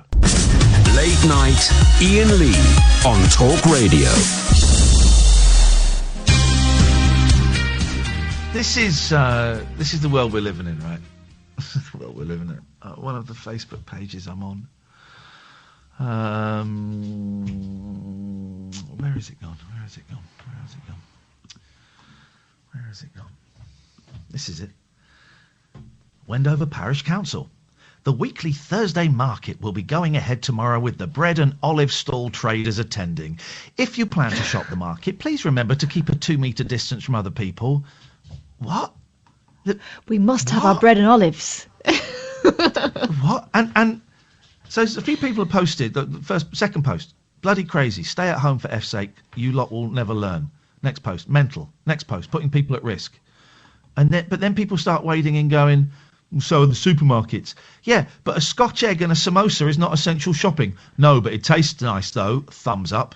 Oh. And there's just a few people going, yeah, I'll be down there tomorrow. For God's sakes, man. What does it take? What does it take? I know what it takes. It takes for someone close to you. Or it takes for someone you have a connection with, whether it be someone close to you or an artist or someone. It takes for something like that, I think, for a lot of people to get it. For a lot of people to understand it. I mean, not get the... Still, those olives. Good enough to die for. Those olives. Nice to hear from Stephen Page. Maybe we'll invite him on, see if he fancies coming on for a chat. Let's go to Marie. Good evening, Marie. Hello, good evening. I just rang in. Good evening, Marie. Pardon? Good evening. Good evening. Good evening, Marie. To say, can you hear me? Yes, we can. That's. Oh, right. Yes, I'll let you deal with this one, Catherine. I just rang in to say how much I've enjoyed the show tonight. It just gave me a bit of a boost because I've had one of those, down days that we all get. And I was just writing out as I was listening a list of things to be thankful for, just to shake myself up a bit, And the laughter was brilliant. Honestly, it really perked me up and made a change listening to Joseph Laevens. Joseph Laevens, a very knowledgeable man. I thought it was amazing. And I could hear you two giggling in the background. And that's the sort of thing that really gets us out of the depression. It really does. And I'm glad. So that's all I rang up for, really. I did my list. Thanks, Marie. And how did it come up? Because I was watching earlier on. I was watching The Undateables, which is absolutely amazing, and I find that very touching, actually. Really, really touching. And so I've had a few tears and a few laughters tonight. And keep it up. I love the madness. It's great. Thanks, Marie, and thanks for getting in touch with us. It's really appreciated. Really appreciated. Take care of yourself. Cheers. Thank you. Good night. Good night, Marie. So I've just looked at the YouTube chat. Thank you, Marie. And there's talk about these antibody tests being available shortly. And then someone said there's a message on Amazon. So I've just gone to Amazon to see it, and there is on the homepage there is a button you can click. COVID-19 testing kits. Read more. The government has asked Amazon to partner with them alongside other retailers to aid in the fast track of testing for the coronavirus. You can find the official press release here. These tests will not be available over the counter or for purchase online from any retailers. Well, so what does that mean then? We're using our logistics network to support the NHS with their plans. Further details will be set out by the government in due course. Why is it taking the government so long? And we will update this page with more information as soon as it becomes available. We believe our role serving customers and the community doesn't say anything. No. Do they mean that the government already know who they're going to send them to first and Amazon will be the ones delivering it? Is that what it means? That is how I read it. That is how I read it. I've got to. I told you, didn't I? Knocked my vaccine down the sink. I found a vaccine for it. Found a cure. It's not a cure. It's not a cure. It can't cure you if you've got it, but it can prevent you from getting it. And I knocked it down the sink. I tried to slurp it up. Once I dropped, the big tubs of yogurt. Once I dropped a big tub of yogurt into the sink, right? And so I scooped it up and I put it in the bowl and I ate it. God, of course you did. I've never been so ill in my life. But right. And I tweeted I was doing this, and then not Lisa Kudrow, not Lisa Tarbuck, Lisa the cook. I know her. She's my friend. Lisa Faulkner. Lisa Faulkner tweeted me saying, "For God's sakes, Ian, don't eat that. The sink is dirtier than your toilet seat." And I was thinking, you ain't seen my toilet seat. But I did eat it. I did eat it, and I regret it. Let's go to Joe. Good evening, Joe. Hello there, Ian. You all right? I'm all right, Joe. Hello, Kath. You all right? Yeah, fine, thanks, Joe. What you got? I'm sorry, it's a boring question. Are you all right? But but it's... I've just been listening for about 2 weeks now, 3 weeks, when all this stuff started to kick off, really. For some reason, I thought, let's check out this. And it's been like pretty much like a bit of a weird lifeline for me. Just like tune into this weird club every night between 10 and 1. And also, like, it helps that Barry's in there as well, because quite frankly, his Keep Your Spirits Up specials are just... It's the best radio I've listened to for, well, I'm only 32 years old, but in the last 32 years, like, it's blooming brilliant. But I was just wondering, like, if there's any plans to do, like, a meet-up on Zoom with all of our cats. Would that be anything that you'd be interested in doing? Well, we've had a couple of Zoom lunches. But a Zoom... For cats, yeah, that's happening. How many cats have you got, Joe? I've got one cat. I adopted him from Sweden, and I brought him all the way to the UK in my car. He's living in the UK now for about 6 years. But he's just a little. So he's hardly got an accent at all. Yeah, I don't know if he can actually speak English or not, but he can't. I don't let him out of the house in case he gets lost with the road signs and stuff, because he can't translate them. But yeah, no, he's basically like my little furry black son. Joe, that is a brilliant idea. I'm going to do it. I don't know when. I might be able to do it while the boys are here. Follow me on Twitter, and at some point soon we will have just a 5-10 minute. We get a 5-10 minute Zoom. It's just for cats, right? Yeah. Willow's looking at me already like I'm busy. Yeah, I don't want any humans. I don't want to see any humans. I don't want to hear any humans. I just want cats placed in front of the computers or the mobile phones held up to them, and I want to. This is brilliant. Imagine the picture you take of the screen full of 50 cats. Yes, Joe, that is. Let me write that down, because that is one of the best ideas I've ever. Do you mind if I do it, Joe? It's your idea. Yeah, no, I'll be totally up for that. So yeah, it's not. I mean, are you following me on Twitter? Idea. I am. Yeah, you and Kat. Are you following me on? Right. Okay. Right. I'm gonna picture of my cat. Let's go and have a little look at you. First of all, let's see if your cat is up to our very, very high standards. I don't see your cat, Joe. I think you. Who is this? Who are you? Who the hell are you? Mr. Joseph S. Carter on Twitter. But I tweeted my cat to Kath on her cat thread, because we were dealing about cats sticking their tongues as being one of the nicest things that could happen on this planet at the moment. Hang on a minute. Let's have a little look. I can't find it. I will find it. Emma, by the way, I'm loving your 4 cats. Joe, it's happening. You're going to get full credit for it. It will happen if I can work out a way of doing it tomorrow. And I'm quite protective of my boys, but I think I can make it work with the boys. We'll have a little 5-10 minute Zoom. It's just cats. Just cats. That is the best idea I've heard in a long, long time, my friend. Thank you so much for that. Cheers. No worries at all. I'll take care of you both, and lots of love. Nice one, Joe. Looking forward to seeing your cat on the Zoom meeting tomorrow. Thank you. 0344 499 1000. That's a great idea, Kath. Yeah, really good. I mean, Willow is generally unimpressed by most things, but I'll talk to her about it when she wakes up. Oh yeah, well, none of mine are going to stick around. Comply so much. Yeah. Right, stop reading about that. 0344 499 1000 is the telephone number. I'm going to take this call straight to air. Line 1, you are on the wireless. There. How you doing? It's Arlene. Arlene, yes. I phoned you last night. Mohammed Arlene. Yes, Indeed. I know. And I have Still having nightmares about it.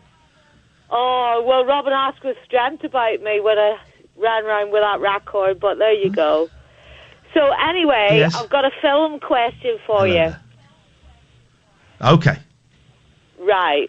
So, which film has the names of the 3 main actors in the title? Rita, Sue and Bob too.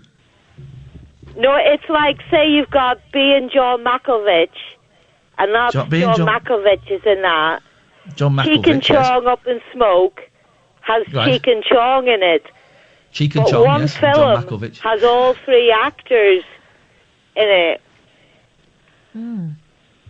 Is it De Niro, Pacino, Cassavetes? No.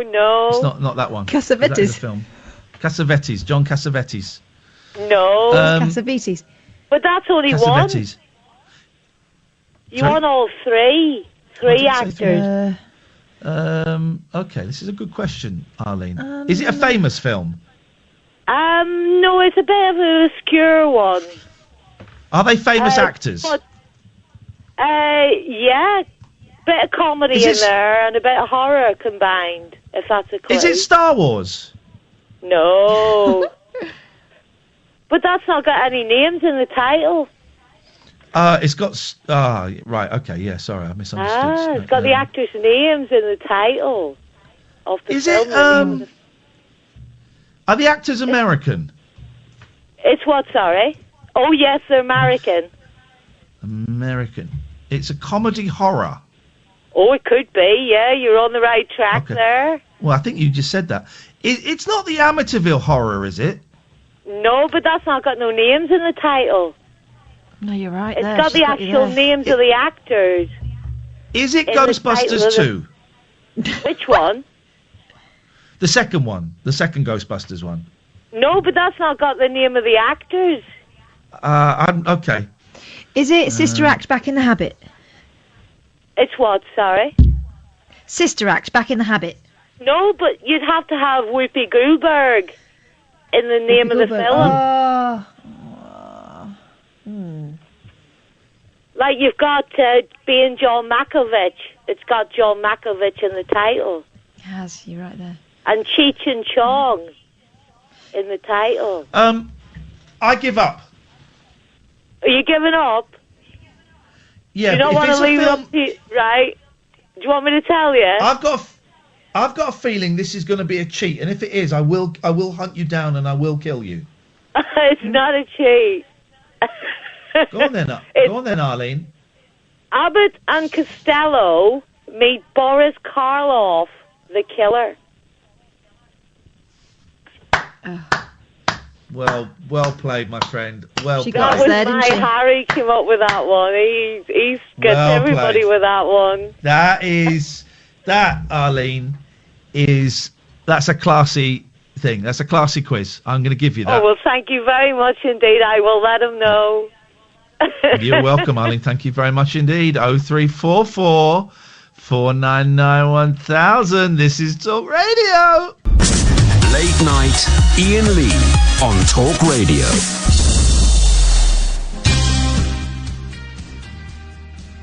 Oh, 0344 499 1000 is the telephone number if you want to give us a call. I got to start losing weight, Kath. I'm just sat here, my big old. I thought you were losing weight last week. You said you felt skinny. I was, and now I've put weight on again. Oh man. Isn't it? What's going on? Kath, what have you got for us tonight, please? Okay, we were talking about Zoom earlier on, and how some people reckon. Pardon me. And some people reckon that there's on the line. Sorry, that was me blowing the Coke bottle. Here's a tweet. Here's a tweet from someone called Grammar Police. Great. These two presenters are thick. But someone's called Grammar Police. This has got to be a joke. these two presenters, would you need an apostrophe there in these two presenters are thick? Where would you put an apostrophe in that sentence? There's no need. You wouldn't for put it anywhere. No. One between R and S of presenters. These two presenters are thick. No. Says the grammar police. No. Is this a joke? Is this a joke account? It has to be a joke. It has to be a joke. No. It has to be. Because it's a plural. It's a plural. One presenter, two presenters. It's not the presenter. Three presenters, four. Don't. We'll get Lavinia phoning up. We'll get Lavinia phoning up singing about potatoes again. And I simply cannot stomach that. That's got to be a joke. That's got to be a joke. No, that's got to be a spoof. That's a spoof. That has to be a spoof. Yeah, I would hope so. By the way, if you're watching on YouTube, you're getting a great view of Pat, who's sat on the table, illuminated, looking beautiful as one of my cats. She's looking dignified. One. Yeah, she really is telling into a very... She's become a real baby. And if she can't find it... She looks like she's got a cardigan on. If I thought it was her brother, but if she can't find me, she starts crying and calling out for me. And this in the middle of the night last night, early morning, I was woken up. She was on the bed. She comes and sleeps right next to me on the bed, snuggles up to me. And she was in like a little sort of trough on the bed, and the duvet kind of sort of formed a wall around her. And she was crying.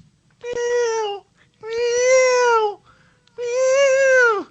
And I went, Pat, I'm here, darling. She calmed down. Isn't that funny? She loves Willow's been making a lot of noise. I don't know whether it's because normally there's not that many people in the house, but there's been quite a bit of wow. I think she wants to play. She wants to play. Yeah. She sort of there seems to be a sort of questioning tone to it. Maybe I'm reading too much into it. I've become that woman, but she's become a lot more vocal as far as I can see. Oh look! Dave has just tweeted Abbott and Costello meet Boris Karloff about 10 minutes after that quiz ended. Oh, bless him. You're right, Dave. Scumbag. You win £5. Well done, Dave. You won it, Dave. Congratulations. You won it after the answer had been given out. Go on. What have you got? Sorry. Did you want a story? You know, we're talking about Zoom and people saying, "Oh, it's been terrible. I've been doing Zoom meetings and then porn's flashed up and stuff." Yes. Well, that was the hope of these people. How do you do that? How do you make porn flash up on Zoom? I don't know whether it's true. I think this might be a weird kind of advertising for Zoom. Let's put our meeting on there. You never know. There's some weird stuff going on between Zoom and House Party. Have you seen this? Yeah. There were loads of stories last week about House Party being hacked and how it will hack your emails and stuff. And House Party have come out and they've offered. They said this is not true, and we're offering $1 million to the people, to anyone who can find out who has started these rumours. We think it's one of our rivals. Well, hang on. The only rival to House Party is Zoom. You would think. And they're offering $1 million to anyone that can get evidence to find out who's done this. And I'm kind of thinking, I'll quit my job. I'm going to quit my job. I'm going to take this case. I think I can solve that. Yeah, there's only one suspect. Right, here's a story about Zoom. Unfortunately, it's from last week, and I meant to tell you about it last week, but I've only just managed to okay, mate. get the opportunity. Kath, if you were here, I would put both my hands on your shoulders and I'd say, hey, look at me, girl. Hey, no, look at me. It's going to be all right. Don't worry about it. Got a lot on your mind. Well, we're all stressed. I'm not finished comforting you. Got a lot on your mind. We're all stressed. Just you calm down, girl. It's going to be all right. I will. You found the story. You kept it. You're doing it now. It's out of date. That doesn't matter. We're not really a big current. Please let me comfort you. Please let me comfort you. Not really a current affair show. It's about sharing the story, and that's what I'm going to let you do now, Catherine. Share the story. Well, it's a party you might have wanted to go to. That's all I'm saying. After this break, this is Talk Radio. Oh, what? Late night, Iain Lee on Talk Radio. Over to you, Catherine. It's Catherine's is what we call Catherine's turn now. Well, you've won the right apologies. to tell us a story that's out of date. Yeah, and it means that some of you might have missed an opportunity, but I'm sorry about this. But, you know, it's a nice idea. It might give you some ideas for things you can do at home. London-based sex club Killing Kittens isn't letting the coronavirus stop its members from ogling each other. They just can't do it in person. So on Friday, sorry guys, we've missed it. The exclusive group is hosting its first ever digital orgy. Ooh. On video conference service Zoom, complete with burlesque and fire performers, 100 masked members, lingerie and nudity galore. They get spammed by people in business suits and very sensible clothing. It's a 2-hour virtual house party, Killing Kittens founder and sex entrepreneur Emma Sale tells Insider. Obviously, that's an actual publication, Insider. Obviously, there's not an actual orgy in place, but no, Insider. Inside her? Someone who is inside. Not inside her, but okay, yeah, inside her. Why are they inside her? Okay. Well, because it's a virtual orgy. Obviously, there is not an actual orgy in place, but it is adult, and there will be a lot of nakedness and lingerie on display, and people challenging each other to do certain things with each other. Flipping out. The venue-less event... Go on. Yeah. I wish they'd stop saying member. The venue-less event for the 160,000 member group will give attendees a simultaneous look into 55 households, with the performers showing off their bodies and crafts from their homes. I'm taking it it's not making soap like what I've been doing. But it was making... No, I'm going to stop there. I'm stopping there. Because I would have got myself growing. sacked. I would say you're growing, but again, that's probably inappropriate. We will amuse people at home, plus they will have the opportunity to... so unturned on by anything. Sorry, carry on. I'm revealing too much. My kids might still be awake. We will amuse people at home, plus they will have the opportunity to see other people and chat and have that kind of party experience in their own house. And the community experience, says Sale, acknowledging that this is a trial run in unprecedented times. We just need to see how the technology works on Friday. Sorry again, guys, you missed it. The event will cost single women and couples just $25 for the night, as opposed to the usual $312 per couple. But the same rules still apply. Women must approach women first. What? And all participants must be respectful of boundaries or risk being kicked out. All proceeds will be donated to the Trussell Trust food banks. Food what? Food what? Allowing people to chow down. While the virtual aspect prevents the full range of pleasures members, again that word, are used to, voyeurs are thrilled by a new opportunity. I'm very much an exhibitionist, Killing Kittens member Anthea, 46, in case you were wondering, tells Inside Her. I love being watched. We know what an exhibitionist means. While Anthea doesn't have total faith the logistics will work, 55 is a massive amount of tiny screens for a video conference. She is excited and thankful for the opportunity to be with her community in any way. Oh God, really? I can't imagine how it's going to go down with that many people on a Zoom call. I'm finding this story very, very hard to swallow. I can't imagine going through this time in my life without this group. Oh, flipping heck. So that's the end of that story. What charming example of community in the face of adversity. So many members. The title of this on the New York Post: Sex Club hosts digital orgy on Zoom with 100 horny masked members. What should you put on? Well, yeah.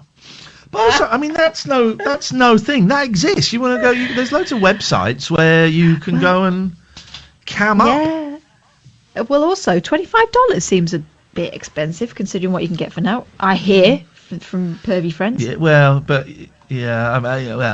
Yeah. Okay. Let's end that conversation. Now. Yeah. What have you got? Cats are getting skittish. I haven't got anything, mate. Do you want another one? Nope. Oh. Done that one. Let's have a little look. Done. That's Michael Aspel. Give us a clue. Yeah. Postman does deliveries in fancy dress. Oh, this is what I was going to talk about. Me and the boys are doing the rainbow thing tomorrow. You know, putting the rainbows in the window, because I picked the boys up today, and as we were driving back, I saw one in the window. I said, "Oh, have you heard about the rainbows in the windows?" And they said, "No, what's that?" And I said, "Oh, you know, people put them in the windows so that when you're out and about doing your bit of exercise, if you spot them and you kind of like get points for it." And we were playing it on the drive back, and we were in hysterics, and we were shouting, "Oh, there's one!" And what did we shout? So we went down a long street where there weren't any, so we started booing all the houses.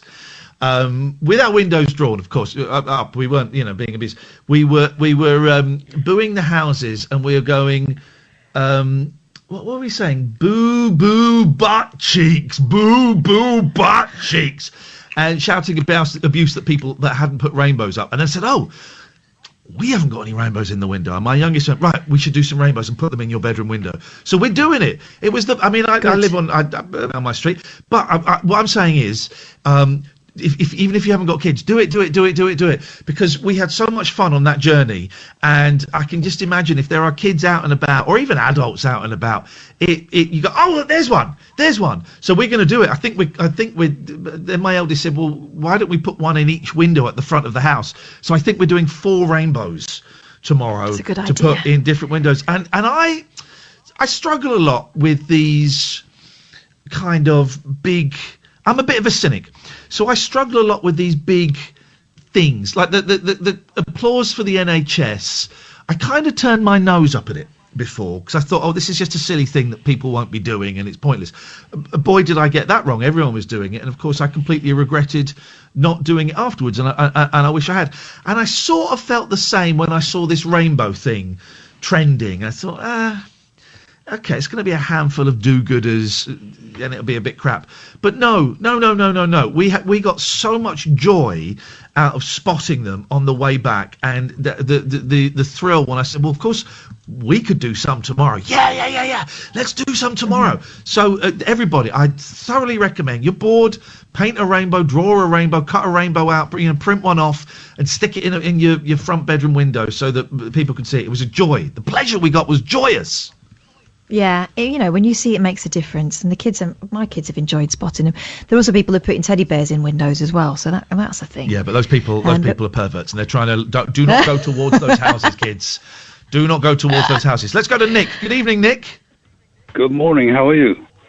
I'm very well, Nick. It's we haven't had a sleep yet, so in my world it's still evening, but maybe you've just woken up. What can we do for you? Something happened to me many years ago. I was listening to the radio, and I'm convinced it was you on the radio who proposed this. Perhaps you can answer this for me. There was this idea about putting everybody over the age of 60 onto the Isle of Wight. That wasn't me, but it wasn't me, I don't think, but it certainly makes sense. I mean, it's obviously a sensible thing to do. Yeah, the idea was that they were becoming a nuisance, anybody near a retirement age. Yes.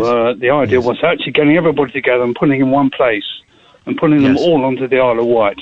Well, then they could all talk about the war and Matt Monro and stuff, couldn't they, together? Right. It caused absolute outrage. Whoever was proposing this, it was really funny, actually, because I thought it must have been you years ago. It wasn't you, then? It sounds like a Tommy Boyd thing. I've done stuff like that. I suspect that was probably a Tommy Boyd thing, though. But he makes a very, very good point. They're a pain in the arse. Oh, actually, no, I'm over 60, so no, maybe not. Say goodbye. She's going to the Isle of Wight. No, it was.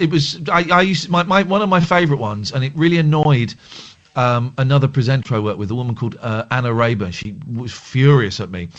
I said, this is when you still had video and DVD stores, Blockbusters, and I said that we should close all of the libraries and turn them into Blockbuster Video because no one reads books anymore and films are better than books. And she said, well, that's simply not true. And I said, well, have you ever read a good car chase? And she kicked me out of her studio. So I would do stuff like that, but the over 60s going to the Isle of Wight, that sounds a bit more Tommy Boyd to me. And yeah, that sounds a bit more Tommy Boyd, but fun. Yeah, okay. Another point I'd like to make is the self-isolation thing. Yes. I live on my own, and to be honest with you, nothing's changed whatsoever. And it's really, really odd. And I'm kind of thinking to myself, am I in a better place on my own in a house than a couple of parents, maybe 3 or 4 kids on their own? I don't know. The other thing It depends. I mean, I don't know if you feel that you're missing out in not being in a relationship or something like that. Yeah, I mean, I live on my own. I share my kids with my ex, I had a strange strange sense of calmness that came over me. I used to find that I used to get so down and sort of not quite depressed, but I used to get uptight about maybe I was missing out on what other people were doing at weekends, not going out and doing things. All of a sudden, that's gone because I suddenly realised that nobody's going out at weekends and doing anything. Nobody's doing.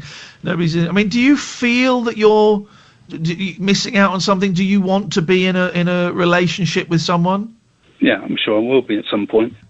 But I haven't been for a little while now. But I do find as you get older, the options become a bit less for you. Because I think, particularly on the social scene, your kind of options are, of an evening time, pubs, and that's about it, really. Or, I mean, going out, you're probably faced with either going to a cinema, but if you go to a cinema on your own, that's just like sitting watching telly. Or if you go to a restaurant. Has anyone ever actually got into a relationship by going to a pub? I don't think so.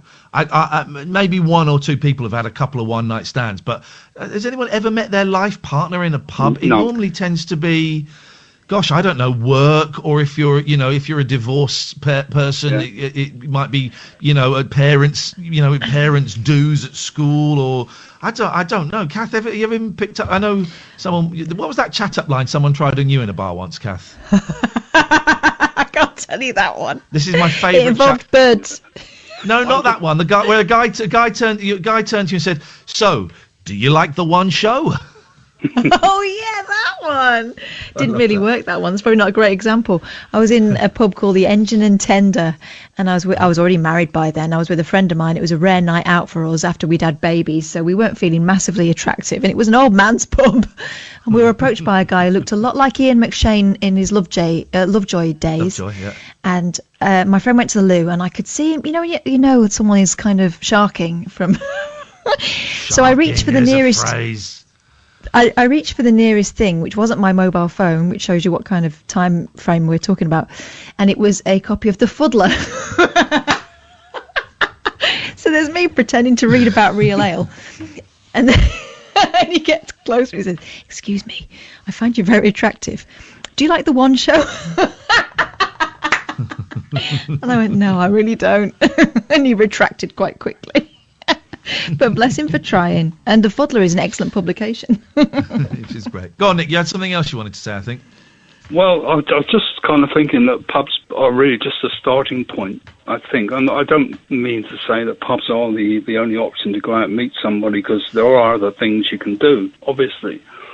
But I think as an option, it's kind of just the natural starting point of an evening. Mm.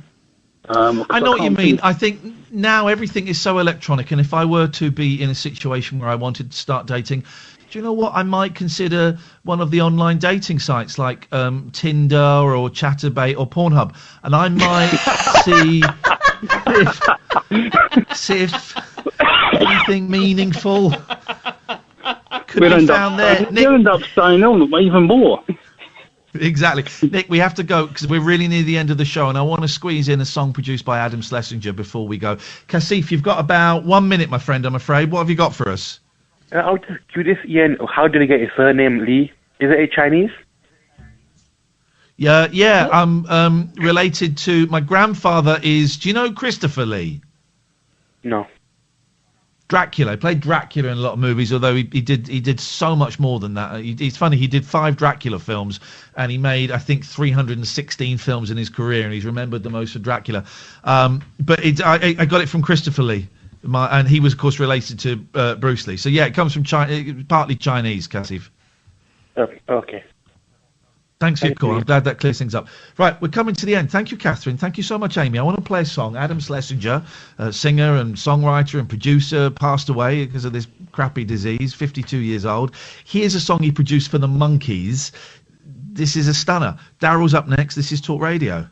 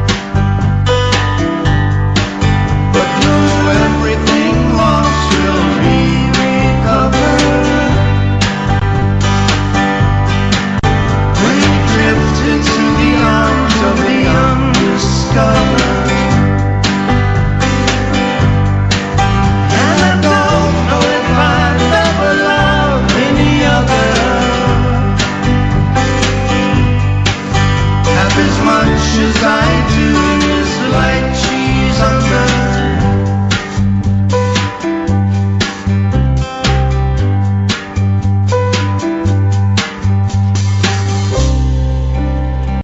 Me and Magdalena always leaving early